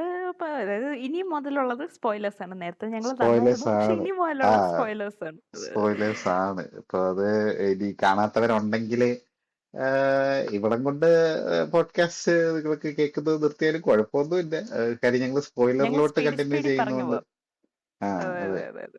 അപ്പം നിങ്ങൾ നിർത്തരുത്. കാര്യം നമുക്ക് വീഡിയോ കാണണമല്ല കേൾക്കണം എന്നുണ്ടല്ലോ. പക്ഷെ എന്നാലും നിങ്ങൾക്ക് ഇനി ചുരുക്കി പറയുകയാണെങ്കിൽ ഇതാണ് നല്ല പടമാണ്, നിങ്ങൾ കണ്ടിരിക്കേണ്ട പടമാണ്, ക്ലാസിക് ആയിട്ടുള്ള ഒരു പടമാണ്. ഇനിയിപ്പം സ്പോയിലർ വെച്ച് പറയാണ്. കാര്യം ഇപ്പൊ തീർച്ചയായിട്ടും. ഒരു 30 വർഷം മുമ്പുള്ള പടമായതുകൊണ്ട് അപ്പൊ അത് സ്പോയിലർ പറയുന്നതിന് തെറ്റൊന്നും ഇല്ലല്ലോ. അതെ അപ്പം അതെ അതെ. എന്താന്ന് വെച്ചാൽ അപ്പം മധുസാറിന്റെ ഇതിലൂടെയാണ് തുടങ്ങുന്നത്. മധുസാറിന്റെ വേണ്ടപ്പെട്ട ഒരാളെ മർഡർ ഹോഗയ. അതിനുശേഷം പുള്ളി പ്രതികാരം ചോദിക്കാൻ വേണ്ടിയിട്ട് ശ്രീവിദ്യയുടെ വീട്ടിലോട്ട് ചെല്ലുന്നതും അവിടെ ഒരു ഫൈറ്റിങ് കാര്യങ്ങളൊക്കെ ചെന്ന് കഴിയുമ്പോഴാണ് ശ്രീവിദ്യ മറ്റേ മാല ഊരിക്കൊടുക്കും, എന്റെ ഹൃദയം കൂടെയാണെന്നോ എന്തോ ഒരു ടൈറ്റൊക്കെ ഇട്ടിട്ട് അതൊക്കെ ഊരിക്കൊടുക്കും. എന്നിട്ട് പിന്നെ മധുസാർ അവിടെ നിന്ന് പോകുന്നു. അപ്പം പുള്ളിക്കാരിയുടെ അപ്പൻ ഒരു തരകനാണ്, അവര് വലിയ പ്രമാണിയൊക്കെയാണ്. അപ്പൊ മധുസാർ അവിടെ നിന്ന് പോകുന്ന, നാട് വിട്ടു പോകുന്ന ഒരു സിറ്റുവേഷൻ ആണ്. നാട് വിട്ടു പോയിട്ട് പുള്ളി ഈ മാല ഒരു മൂലധനമായി വെച്ച് ബിസിനസ് തുടങ്ങാനായിട്ടൊക്കെ പ്ലാൻ ഇടുകയും, ഇപ്പൊ അവിടെ ബാലൻ കെ നായർ ഓൾറെഡി ഒരു എന്താ പറയുന്നത് എന്താ ഒരു കടമുറിയിൽ വാടകയ്ക്ക് പുള്ളി അവിടെ നിന്ന് പുള്ളിയാണ് അവിടെ ബിസിനസ് നടത്തിക്കൊണ്ടിരിക്കുന്നത്. അപ്പൊ പുള്ളി വാടകയൊന്നും കൊടുക്കാതെ അവിടുത്തെ ഒരു ലോക്കൽ ചട്ടമ്പിയായിട്ടൊക്കെ പുള്ളി അവിടെ വലസിക്കൊണ്ടിരിക്കുമ്പോഴാണ് മധുസാർ ചെല്ലുന്നത്. അപ്പൊ നമ്മളവിടെ ഒരു അദ്ദേഹത്തിന്റെ ഫൈറ്റ്. മറ്റേ മിന്യനാണ് നമ്മുടെ ഒടുവിലണ്ണൻ. അതെ അതെ അതെ അതെ അതെ. അപ്പം അവിടെ ഒരു ഫൈറ്റ് ഒക്കെ നമ്മൾ പ്രതീക്ഷിക്കും. പക്ഷെ അവിടെ മാത്തുക്കുട്ടിത്തരകൻ ബുദ്ധിപൂർവം എന്താ പറയുന്നത് അത്, അതെ, അവിടെ ഇങ്ങനെ പുള്ളിക്ക് ലിക്കറൊക്കെ വെച്ച് ചാരായം വെച്ചിട്ട് നമുക്ക് രണ്ടെണ്ണം അടിച്ച് നമുക്ക് കമ്പനിയാവാന്നൊക്കെ പറഞ്ഞ് അങ്ങനെ അവർ ഒരുമിച്ച് ബിസിനസ് തുടങ്ങുന്നു. അപ്പം പൈസക്ക് നമ്മുടെ പ്രേം നസീറിന്റെ അടുത്തു നിന്നാണ് പൈസ വാങ്ങുന്നത്. അതും പ്രേം നസീറുമായിട്ടുള്ള ഇത് ആദ്യത്തെ ഇവരുടെ ഒരു മീറ്റിംഗ് പോയിന്റ് ഒക്കെ കണ്ടു കഴിഞ്ഞാൽ ഇവര് തമ്മിൽ ലവ് ആണോന്ന് നമുക്ക് തോന്നിപ്പോകുന്ന രീതിയിലുള്ള ഒരു ഞങ്ങള് കണ്ടോണ്ടിരുന്നപ്പോ തന്നെ ഞങ്ങളിങ്ങനെ പറയുന്നത് കാലത്തിന് മുമ്പേ സഞ്ചരിച്ച പടമാണെന്ന്. ഇവര് തമ്മിൽ ലവ് ആവുന്നതൊക്കെ നമ്മൾ കാര്യം അതുപോലത്തെ ഒരു മീറ്റിംഗ് ഒക്കെയാണ് അവരുടെ ഒരു റൊമാൻറ്റിക് ആയിട്ടുള്ള ചിരിയും ലുക്കാണ്. അതെ അതെ ചിരിയും കാര്യങ്ങളൊക്കെ കണ്ടു കഴിഞ്ഞാല്. അപ്പൊ അങ്ങനെ പുള്ളി അവിടെ ബിസിനസ് തുടങ്ങി, പുള്ളി വലിയ ആളാകുന്നു. അപ്പം പ്രേം നസീറിനൊരു ഒരു സബ്പ്ലോട്ട് ഉണ്ടല്ലോ, പ്രേം നസീറിന്റെ സബ്പ്ലോട്ട്. പറയാൻ വരുമായിരുന്നു. അതാണല്ലോ പ്രേം പറയേണ്ട പ്ലോട്ട്. നസീറിന് പ്രേം നസീറിന് അവിടെ ഒരു ലവ് ട്രാക്കും കാര്യങ്ങളൊക്കെ ഉണ്ട്. അപ്പം KR വിജയ ഒരു വലിയ തറവാട്ടിലെ മെമ്പറാണ്. കുങ്കുമം തറവാട് എന്നാണ് അവരുടെ തറവാട്ട് പേര്. അപ്പൊ അവിടുത്തെ സ്ത്രീകൾക്കൊക്കെ ദേവിയുടെ അനുഗ്രഹമുണ്ട്, ദേവി ചൈതന്യമുണ്ട് എന്നാണ് പറയുന്നത്. അപ്പം KR വിജയുടെ ലവറാണ് പ്രേം നസീർ. അപ്പൊ അവര് എന്താ പറയുന്നത് ഒരു പുള്ളിക്കാരിനെ എന്താ പറയുന്നത് ഇത് അതായത് അന്നത്തെ കാലത്ത് നമ്പൂതിരിമാർക്കൊക്കെ ഈ സംബന്ധം കൂടുക എന്നുള്ള ഒരു പരിപാടി ഉണ്ടല്ലോ ബ്രാഹ്മണർക്ക്. അപ്പൊ ഇങ്ങനെ സംബന്ധം കൂടാനായിട്ട് പുള്ളിക്കാരിയുടെ സംബന്ധക്കാരൻ വരുമ്പോഴാണ് നമ്മൾ ഈ കുങ്കുമം തറവാടൊക്കെ ആയിട്ട് ഇൻട്രൊഡ്യൂസ് ആവുന്നത്. പുള്ളി ഓൾറെഡി 5 കെട്ടിയതാണ്. അപ്പം 5ാമത്തെ വേളിയാണെന്ന് തോന്നുന്നു ഇത്. അപ്പൊ അങ്ങനെ സംബന്ധം കൂടാൻ വരുമ്പോ സംബന്ധം സംബന്ധം വേളി എന്ന് പറയുന്നത് കല്യാണമാണ്. ഓക്കെ, സംബന്ധം കൂടാൻ വരുമ്പത്തേക്കാണ് അറിയുന്നത് പുള്ളി കണ്ടു. അതായത് ആരോ ആരോ KR വിജയുടെ മുറിയിൽ നിന്ന് ഓടിയത് കണ്ടു എന്നുള്ള സായിപ്പ് എന്നൊക്കെ പറഞ്ഞു. അപ്പൊ ഞാൻ ഓർത്തേ അതാരായിരിക്കും സായിപ്പൊക്കെ, എന്തോ സായിപ്പൊക്കെ ആയിരിക്കും അങ്ങനെയൊക്കെ ഞാൻ ഓർത്തേ. പ്രേം നസീർ ആണെന്ന് നമ്മൾ പിന്നെയാണ് റിവീൽ ആവുന്നത്. അപ്പം പുള്ളിയുടെ ആ ഒരു കളർ വെച്ചിട്ടാണ് ഇയാള് സായിപ്പ് എന്നൊക്കെ പറഞ്ഞത്. ആ സായിപ്പ് എന്നൊക്കെയാണ് പറഞ്ഞത്. അപ്പം അത് നമ്മൾ ഓർത്തു. എന്നിട്ട് പിന്നെ പുള്ളിക്കപ്പ അതിനൊരു എന്താ പറയുന്നത് പുറത്താരോടും പറയാതിരിക്കാൻ വേണ്ടിയിട്ട് തറവാട്ടിൽ ആകെ ബാക്കിയുണ്ടായിരുന്ന ആനേനെ കൊടുത്തു വിട്ടിട്ടാണ് പുള്ളി അത് നമ്മുടെ അടൂർ ബാസി അത് ബാസിയുടെ ഒതുക്കുന്നത്. ക്യാരക്ടർ നമ്മുടെ KR വിജയുടെ അമ്മാവനാണ് അല്ലേ? അമ്മാവനോ ചേട്ടനോ അങ്ങനെന്തോ ഒരു ഇതായിരുന്നു. ഞാനത് എന്താണല്ലോ ആ വീട്ടിലെ കാരണവരാണ് പുള്ളി. അപ്പൊ അവിടുത്തെ ഒരു എന്താ പറയുക അവരുടെ ലീനിയേജ് കാത്തു സൂക്ഷിക്കുന്നത് KR വിജയുടെ ക്യാരക്ടറിലൂടെയാണ്. ആ ഒരു മരുമക്കത്തായം ആ ഒരു ഇതാണ് കാണിക്കുന്നത് നമ്മള്.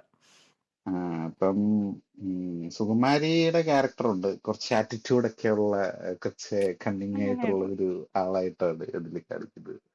പിന്നെ പണ്ട് തൊട്ടേ അമ്മവേഷം ചെയ്ത ചില ആളുകളൊക്കെ ഉണ്ട്, പരിചിതമായിട്ടുള്ള മുഖങ്ങളൊക്കെ ഉണ്ട്. അവരുടെയൊക്കെ പേരുകളൊക്കെ കൃത്യമായിട്ട് നമുക്ക് ഓർമ്മ അറിയത്തില്ല. അവരൊക്കെ ഉണ്ട്. ആറന്മുള പൊന്നമ്മ, അതെ അതെ അതെ, പുള്ളിക്കാരി ശാന്താദേവി അവരൊക്കെ ഉണ്ട്. അപ്പൊ എനിവേസ്, അപ്പൊ ഈ പ്രേം നസീർ ഇവരുടെ വീട്ടിലെ പുതിയ കാര്യസ്ഥനായിട്ടാണ് വരുന്നത്. ഇപ്പൊ ബഹദൂർ ആണ് ഓൾറെഡി ഉണ്ടായിരുന്ന കാര്യസ്ഥനും വക്കീലും അങ്ങനത്തെ പരിപാടിയൊക്കെ. അപ്പൊ അങ്ങനെ ഇവർക്ക് കുറെ നഷ്ടമൊക്കെ വന്നു കഴിഞ്ഞിട്ടാണ് പ്രേം നസീറിനെ വെക്കുന്നത്. അത് പിന്നീടാണ്, വർഷങ്ങൾ കഴിഞ്ഞിട്ടാണ് കേട്ടോ. അല്ല, ഇയാളുള്ളപ്പോ തന്നെ ദാരിദ്ര്യമാണ്. അപ്പൊ ഇതിൽ നിന്ന് കരകയറ്റാൻ വേണ്ടിയാണ് പ്രേം നസീറിനെ കൊണ്ടുവരുന്നത്. പുള്ളി ഒരുമാതിരി പുള്ളി വന്നു കഴിഞ്ഞിട്ട് അല്ല അതൊരു ഇച്ചിരി ഐറോണിക് ആണ്. കാര്യം ഈ കെ ആർ വിജയ എന്തുകൊണ്ട് പുള്ളിക്കാരി പ്രഗ്നന്റ് ആവും, പ്രേംനസീറിന്റെ കുട്ടിയാണെന്നോ അല്ലെ പ്രേംനസീറായിട്ട് ബന്ധമുണ്ടെന്ന് പോലും പുള്ളിക്കാരി സമ്മതിക്കത്തുമില്ല. പ്രേംനസീറിനോട് പറയുകയും ചെയ്യും ഇനി ഇങ്ങോട്ട് നമ്മൾ തമ്മിലുള്ള ബന്ധം വേണ്ട എന്നുള്ളത്. അതിന് കാരണം പറയുന്നത് എനിക്ക് ഇച്ചിരി ബുദ്ധിമുട്ടായിരുന്നു. കാര്യം ദേവി ചൈതന്യമുള്ള ആൾക്കാരാണ് കുങ്കുമം തറവാട്ടിലേത്. അപ്പം ഈ തറവാടിന്റെ മാനം കളയത്. കാര്യം ഇങ്ങനത്തെ ക്യാരക്ടർ നമ്മൾ നോർമലി സ്ത്രീകള് കാണുന്നത് ആ ഇങ്ങനത്തെ ക്യാരക്ടർ നമ്മൾ നോർമലി കാണുന്നത് പുരുഷന്മാരിലാണ്. അതായത് ഈ ഇങ്ങനത്തെ വലിയ അടിത്തമുള്ള തറവാട്ടിലൊക്കെ നിങ്ങൾ ലോവർ കാസ്റ്റുകാരുമായിട്ട് മിങ്കിൾ ചെയ്യില്ല എന്നൊക്കെ. ഇവിടെ അത് ഫ്ലിപ്പ് ചെയ്ത് സെക്ഷൽ സ്ത്രീ റിലേഷൻഷിപ്പിന് വേണ്ടി മാത്രം നിന്നെ ആ മതി അല്ലെങ്കിൽ ആ അതെ അത് കാര്യം അന്നത്തെ കാലത്ത് അങ്ങനെയാണല്ലോ. ഇപ്പം ഇവര് എന്താ പറയുക തീണ്ടാപ്പാട് അകലെ നിൽക്കണം അല്ലെങ്കിൽ അങ്ങനെയൊക്കെ പറയുകയൊക്കെ ചെയ്യുമെങ്കിലും അവരുടെ വീട്ടിലെ പെണ്ണുങ്ങളെ പോയിട്ട് ഇതിനൊന്നും കുഴപ്പമൊന്നുമില്ല.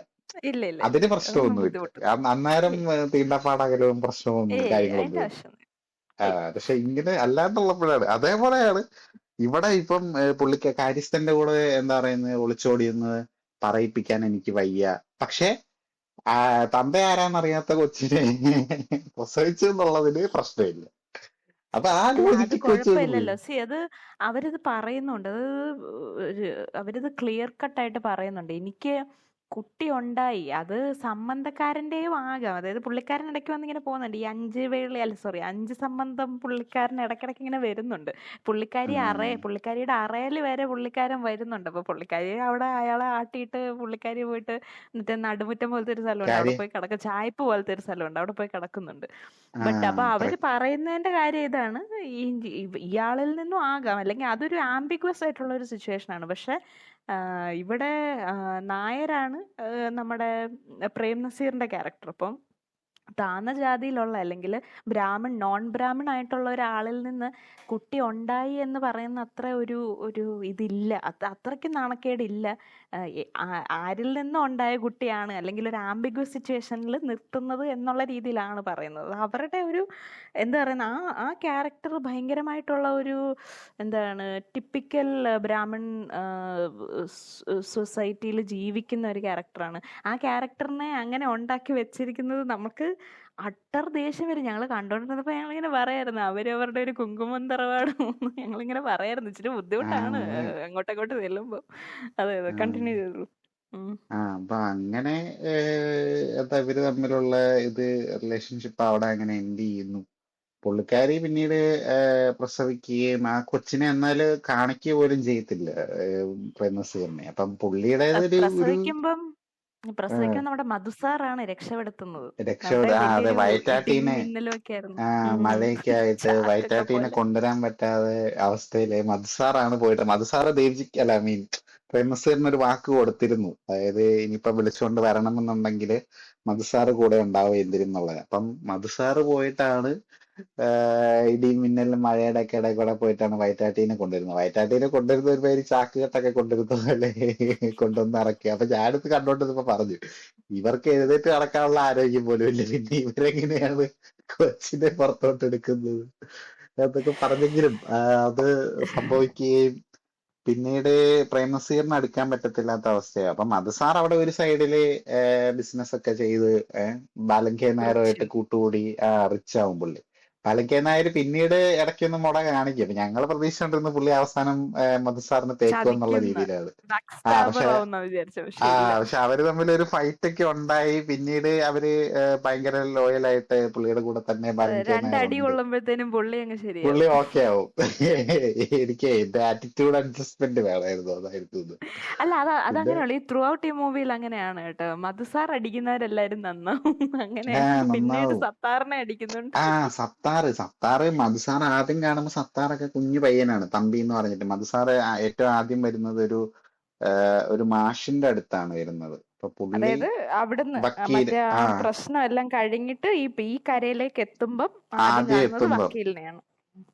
അപ്പൊ വക്കീലിന്റെ അടുത്തുനിന്ന് വന്ന് ഈ അതായത് കടയുടെ ലീസ് എടുക്കുന്ന കാര്യമൊക്കെ സംസാരിക്കാൻ വരുമ്പോഴത്തേക്ക് അപ്പൊ പുള്ളിയുടെ ഒരു കത്തിയൊക്കെ ഉണ്ടായിരുന്നു. ആ കത്തി തിരിച്ചു വാങ്ങിച്ചു. അതായത് പുള്ളിയുടെ പഴയ തൊട്ടിത്തരമൊക്കെ മാറ്റി വെച്ച് നല്ല മനുഷ്യനായിട്ട് ജീവിക്കാനായിട്ടുള്ള ഒരു സിംബോളിസം ആണ് അവിടെ കാണിക്കുന്നത്. ആ കത്തി തിരിച്ചു വാങ്ങിച്ചിട്ടാണ് മധുസാറിനെ വിടുന്നതൊക്കെ. അപ്പം അന്നൊക്കെ ഈ സത്താറിന്റെ ക്യാരക്ടർ കൊച്ചു പയ്യനായിരുന്നു. പിന്നീട് അവൻ വലുതായി കഴിഞ്ഞ് മാത്തുക്കുട്ടി തരകനായിട്ട് മധുസാർ മാറിക്കഴിഞ്ഞ് വലിയ ബിസിനസ്സുകാരൻ, അവിടെ സ്കൂളും കാര്യങ്ങളൊക്കെ ഉണ്ടാക്കി കൊടുക്കുകയും വലിയ ഫെസിലിറ്റീസ് ഒക്കെ അറേഞ്ച് ചെയ്യുകയൊക്കെ ചെയ്ത് കഴിയുമ്പോഴത്തേക്കും ഇവൻ വലിയ ആളായി കഴിഞ്ഞ് കഴിഞ്ഞപ്പോഴത്തേക്ക് അവിടെ തൊഴിലാളികൾക്ക്, എന്താ ഈറ്റ വെട്ടുന്ന തൊഴിലാളികൾക്ക് മര്യാദയ്ക്ക് ഫുള്ള് വേതനം കൊടുക്കുന്നില്ല, അവരുടെ ഇത് കഷ്ടപ്പാടാണ് എന്നൊക്കെ പറഞ്ഞു പുള്ളി ഒരു കോപ്പറേറ്റീവ് റെവല്യൂഷനിസ്റ്റ്, സൊസൈറ്റി ഒരു ഉണ്ടാക്കണം. റെബൽ, ആ ആ അതാണ് കാണിക്കുന്നത്. റെബലായിട്ട് അത് മാറുന്ന. ഡെഫിനറ്റ്ലി ആ മൂവിക്കകത്തിലും ആ ബുക്കിനകത്തിലും അങ്ങനെയാണെന്നാണ്. ബുക്ക് ഞങ്ങൾ രണ്ടുപേരും വായിച്ചിട്ടില്ല. ദേവ്ജി പറഞ്ഞ ഒരു അറിവ് വെച്ചിട്ട് ഞാൻ പറയാണ്.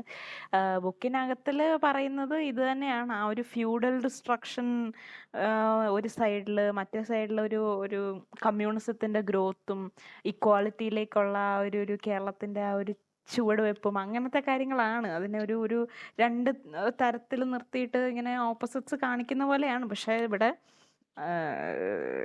മധുസാറിനെ ഒരു ഫ്യൂഡലിനോടൊന്നും എക്സാക്ട്ലി ഒക്കെ വിളിക്കാറില്ല. മധുസാർ ഇച്ചിരി പാവമാണല്ലോ. കാര്യം പുള്ളി തുടങ്ങിയത് ഒരു അണ്ടർഡോഗ് ആയിട്ട് തുടങ്ങിയത് കൊണ്ടേ നമുക്ക് മധുസാറിന്റെ കൂടെ നിൽക്കാനേ തോന്നുള്ളൂ. പുള്ളി ഇത്രയും കഷ്ടപ്പെട്ട് തോന്നത്തോളൂ.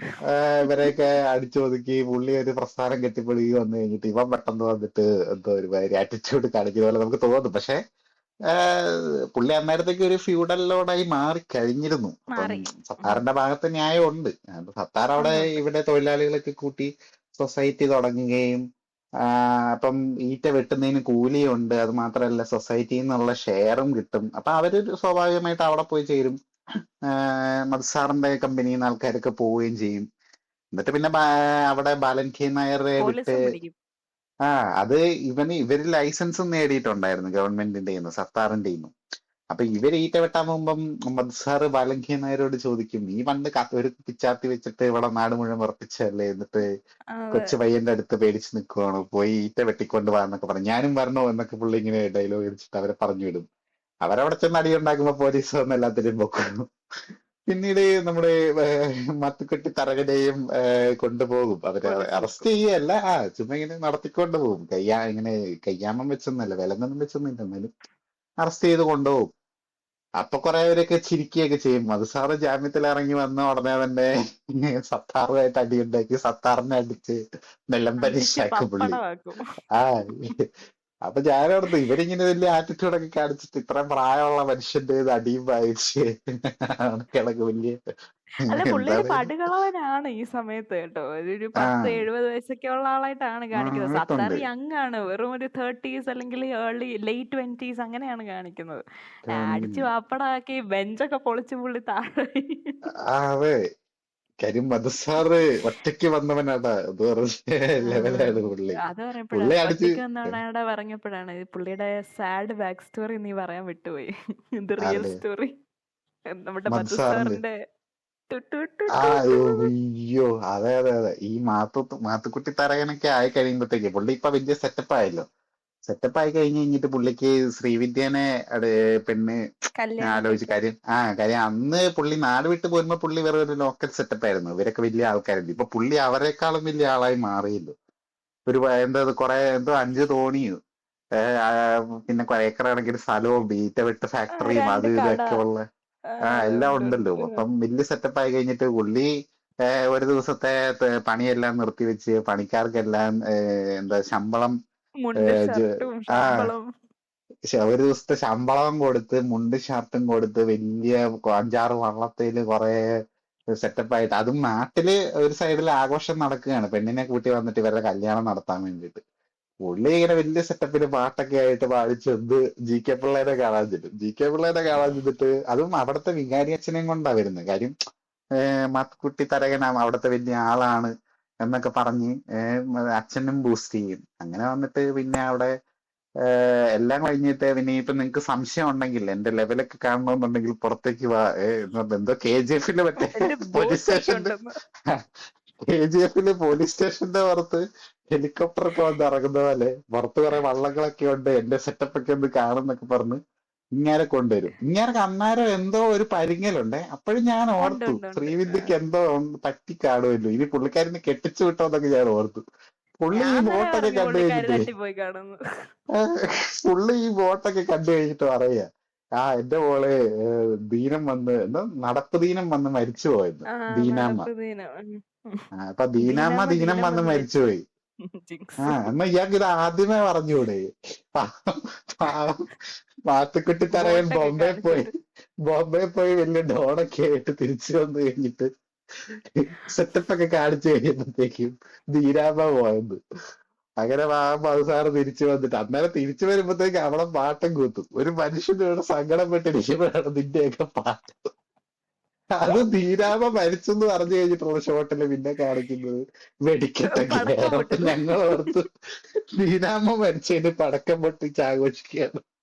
പക്ഷെ അതല്ലായിരുന്നു. ഒരു സൈഡില് മധുസാറിന് വേണ്ടിയിട്ടുള്ള പാട്ടും മേളമൊക്കെ ആയിരുന്നു കാണിച്ചത്. ആഘോഷങ്ങളായിരുന്നു അത്. അവരുടെ കല്യാണത്തിന് അത് വേണ്ടിയുള്ള ഇച്ചിരി ആഘോഷങ്ങളാണ്. അപ്പൊ പുള്ളിക്കാരി മരിച്ചെന്നായപ്പോഴത്തേനും വലിയ ആഘോഷത്തിന്റെ ഡാൻസ് ഒക്കെ ടുട്ടു ടുട്ടു ടു ടു ടുട്ടു എന്നൊക്കെ പറഞ്ഞുകൊണ്ട് ഞങ്ങൾ വിചാരിക്കും ഇത് എന്തോന്ന് ഇത്. ഇതുപോലെ അതെ. തന്നെയാണ് മറ്റേ ആരാണ്ട് വേറെ ഇതിനകത്തിൽ വേറെ ആരാണ്ട് മരിച്ചെന്നോ മരിക്കാൻ പോകുന്നെന്നോ അങ്ങാണ്ട് പറയുമ്പോഴത്തേക്ക് ഇതുപോലത്തെ ഒരു ആഘോഷപ്പാട്ടാണ് വരുന്നത്. അത് ഞാൻ ഓർക്കത്തില്ലായിരുന്നു. മൊത്തത്തിൽ അങ്ങനത്തെ ഒരു പടമാണ്. അപ്പൊ അതാണ്. അപ്പം എങ്ങനെയാണ് പടം എൻഡ് ചെയ്യുന്നതും കൂടെ പറഞ്ഞിട്ട് ഇച്ചിരി ലോങ് ആയിപ്പോയി. നമ്മൾ ആക്ച്വലി 45 മിനിറ്റ്സിന്റെ വീഡിയോ ആണ് ഉദ്ദേശിച്ചത്. അപ്പം പറഞ്ഞോളൂ. അപ്പം എന്നിട്ട് പിന്നെ അപ്പം നസീർ സാറിന്റെ ക്യാരക്ടർ ആണെങ്കിലും എന്താ പറയുന്നേ ഒരു അതായത് മേനക വളർന്ന് വലുതായി ഇങ്ങേർക്ക് പ്രായമാവുന്നിടം വരെ കൊച്ചിനെ കാണാനായിട്ട് ആ തള്ള സമ്മതിക്കത്തില്ല. അപ്പം അത് പുള്ളിയുടെ ഒരു സൈഡിൽ ഇങ്ങനെ ഇവർ രണ്ടുപേരും ഒരർത്ഥത്തിൽ വിരഹകാമുകന്മാരാണ് ഇതിന്റെ അകത്ത്. അതെ എന്നിട്ട് അതെ. അതുകൊണ്ടാണ് ഞങ്ങൾ വിചാരിച്ചത് ഇവരൊന്നിക്കുന്നു. പക്ഷെ ഒന്നിച്ചില്ല. ഇവരൊന്നിച്ചിരുന്നെങ്കിൽ കാലത്തിന് മുന്നേ സഞ്ചരിച്ച ഒരു പടമായി മാറിയേനെയായിരുന്നു. പക്ഷെ എന്താണെങ്കിലും അപ്പൊ അങ്ങനെ എന്താ പറയുന്നേ ഒരു രണ്ടുപേരുടെ അവസ്ഥ ഇച്ചിരി ഭീകരമാണ്. അപ്പൊ തുല്യ ദുഃഖിതരാണ്. ലാസ്റ്റ് ഈ മേനയ്ക്കുള്ള എന്താ പഠിക്കാനുള്ള ചെലവൊക്കെ മധുസാർ കൊടുക്കാന്നൊക്കെയാണ് പറഞ്ഞത്. അപ്പൊ അങ്ങനെ കുറച്ച് കാര്യങ്ങളുണ്ട്. അത് നിങ്ങൾ ഫുൾ സ്റ്റോറി പറഞ്ഞു കഴിഞ്ഞാൽ ഇനി കൂടുതൽ സ്പോയിലർ ആയി അതെ പോകുന്നത്. അതെ. ഇപ്പൊ തന്നെ ഒരുപാടായി മെയിൻ ഏറെക്കുറെ പോയിന്റുകളെല്ലാം പറഞ്ഞു. അതെ പറഞ്ഞു. അതെ അതെ. ഇനിയിപ്പം വെള്ളപ്പൊക്കമാണ്. വെള്ളപ്പൊക്കം കഴിയുമ്പോഴത്തേന് എങ്ങനെയാണ് ഇവര് ഒന്നിക്കുമോ അല്ലെങ്കിൽ റെസൊല്യൂഷൻ ഉണ്ടാകുമോ പിന്നെ അടിയാവോ എന്താണെന്നൊക്കെ ഉള്ളത് നിങ്ങൾ പടം പോയി കണ്ടിട്ട് നിങ്ങൾ എന്താണെന്ന് വെച്ചാൽ അതും തീരുമാനിച്ചോളൂ. കാണുമ്പത്തേക്ക് നമുക്ക് KR വിജയോട് ദേഷ്യം തോന്നും. കാര്യം വെള്ളപ്പൊക്കം വന്ന് എല്ലാം ഇടിഞ്ഞു പോവാൻ നേരത്തും പുള്ളിക്കാരി അവിടെ കുങ്കുമം തറവാടും കുങ്കുമം തറവാട്. കെട്ടിപ്പിടിച്ചോണ്ടിരിക്കുകയാണ്.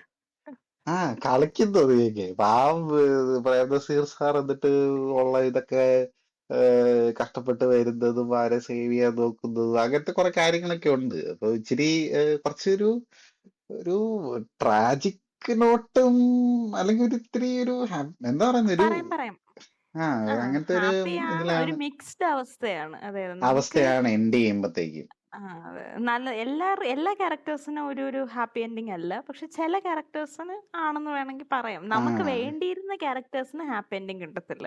വേണ്ടാത്ത ഉം. അവിടെ സൈഡിലൊക്കെ കിടന്നവർക്കൊക്കെ അതെ. ഹാപ്പി അപ്പൊ എൻഡിങ്. അങ്ങനെ ഒരു അത് പ്രത്യേക ഇതിലാണ് പടം എൻഡ് ചെയ്യുന്നത്. ഇതിപ്പം എനിക്ക് തോന്നുന്നു ഇത് 99 ഗ്രേറ്റ് ഫ്ലഡ് ഓഫ് 1999 എന്നറിയപ്പെടുന്ന, അതായത് നമ്മുടെ 1924 നടന്ന ഫ്ലഡ് ആണ് കാണിക്കുന്നത്. കേരളത്തിൽ മൊത്തത്തിൽ പറഞ്ഞു കഴിഞ്ഞാൽ 5 ഫ്ലഡ് പറയാൻ പറ്റും നമുക്ക്. 1341 ഒരു ഫ്ലഡ് ഉണ്ട്. അതാണ് നമ്മുടെ ഫസ്റ്റ് നമുക്ക് റെക്കോർഡിക്കലാണെന്ന് പറയാൻ പറ്റുന്ന 14th സെഞ്ചുറിയിലെ ആദ്യത്തെ ഫ്ലഡ്. പിന്നെ നമ്മുടെ 99 അതായത് 1924 ഫ്ലഡ്, പിന്നെ 2018, 2019, 2020 അങ്ങനെയാണ് നമ്മുടെ ഫ്ലഡ് കഥകൾ പോകുന്നത്. അപ്പം ഫ്ലഡ് കഥകളെ വെച്ച് നോക്കുമ്പോൾ എനിക്ക് തോന്നുന്നു നമുക്ക് പഠിക്കാനുള്ള ഒരു കാര്യം കൂടെ നമ്മൾ പറഞ്ഞിട്ട് പോകും. അപ്പം ഞങ്ങളുടെ ഫൈനൽ ഇയറിൽ പഠിക്കാനുള്ള ഒരു കഥയുണ്ടായിരുന്നു. നമ്മുടെ എന്താണ് വെള്ളപ്പൊക്കത്തിൽ എന്നല്ലേ എൻ്റെ പേര്? അതിൻ്റെ പേര് വെള്ളപ്പൊക്കത്തിൽ. നമ്മുടെ അങ്ങനെയാണ്. ആ, തകഴി ശിവശങ്കരപ്പിള്ളയുടെ തകഴിയുടെ വെള്ളപ്പൊക്കത്തിൽ എന്ന് പറയുന്നൊരു, അതൊരു ഭയങ്കര നല്ല ഉണ്ടായിരുന്നു. അത് ഞങ്ങൾക്ക് ഇച്ചിരി സാഡ് ആയിരുന്നു. അത് ഇച്ചിരി സാഡ് കഥയാണ്. ഇതിന്റെ ഒരു ഏകദേശം ഇതുപോലൊക്കെ ആണെന്ന് വേണമെങ്കിൽ പറയാം. ഒരു വെള്ളപ്പൊക്കം കഴിഞ്ഞിട്ട് എന്താണ് എന്നുള്ളതാണ് അതിന്റെ ക്ലൈമാക്സ്. അപ്പം നിങ്ങൾക്ക് അതൊരു ഷോർട്ട് സ്റ്റോറിയാണ്. അപ്പം നിങ്ങൾക്ക് പോയത് വായിക്കാൻ പറ്റുമെങ്കിൽ അതും വായിക്കുക. അത് ഞങ്ങളുടെ ഒരു ബുക്ക് റെക്കമെൻഡേഷൻ ആയിട്ട് ഞങ്ങൾ റെക്കമെൻഡേഷൻ. അതെ അതെ. ഇൻക്ലൂഡ് ചെയ്യുന്നത്. അതെ അതെ. അപ്പോൾ നിങ്ങൾ അങ്ങനെ നമുക്കപ്പം ഈ എപ്പിസോഡ് എൻഡ് ചെയ്യാം. വേറെ എന്തെങ്കിലും പറയാനുണ്ടോ? പറയാനാണെ ഉണ്ട്. നമുക്ക് കഥയും കാര്യങ്ങളൊക്കെ ഉണ്ട്. പക്ഷെ ഒരു ഷോർട്ട് എപ്പിസോഡായിട്ട് നമുക്ക് ചെയ്യാം എന്നുള്ള ഒരു രീതിയിൽ ഒരുപാടങ്ങ് ഇത് വളച്ചു ഷോർട്ട് നീട്ടാതെ. അല്ല കുട്ടാ, എന്താ ഇത് മുന്നേ ഉണ്ടോ, സമയമുണ്ടോ? പറയുന്നത്? ഇത് ഓക്കെ. 1 മണിക്കൂറായി. ഇത് ഷോർട്ട് അല്ല. സോ അപ്പം ടെക്നിക്കലി ഭയങ്കര എന്താ പറയുക, നല്ല പടമാണ്. ഹൈലി കഥയാണെങ്കിലും അഡ്വാൻസ്ഡ് നല്ല. ആയിട്ടുള്ള. അതെ.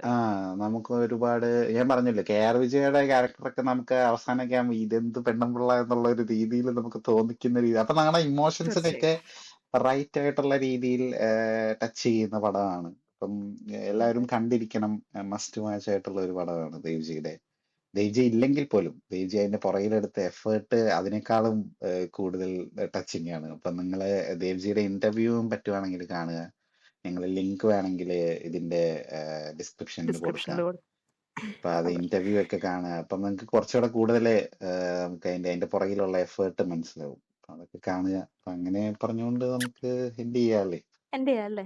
ഓക്കെ. അപ്പം ഇത് ഇത്ര നേരം ഞങ്ങളുടെ കഥനകഥകളും ഫ്ലഡ് കഥകളും പിന്നെ ദേവ്ജിയുടെ പ്രൊഡക്ഷനിൽ ഇറങ്ങിയ ഫ്ലഡ് കഥയായ വെള്ളവും കേട്ടുകൊണ്ടിരുന്ന നിങ്ങൾക്ക് ഒരുപാട് നന്ദി പറഞ്ഞുകൊണ്ട് നമ്മൾ ഈ എപ്പിസോഡ് വൈൻഡപ്പ് ചെയ്യുകയാണ്. This is me UDC Kumari signing out with mister Digambaran. Bye. By.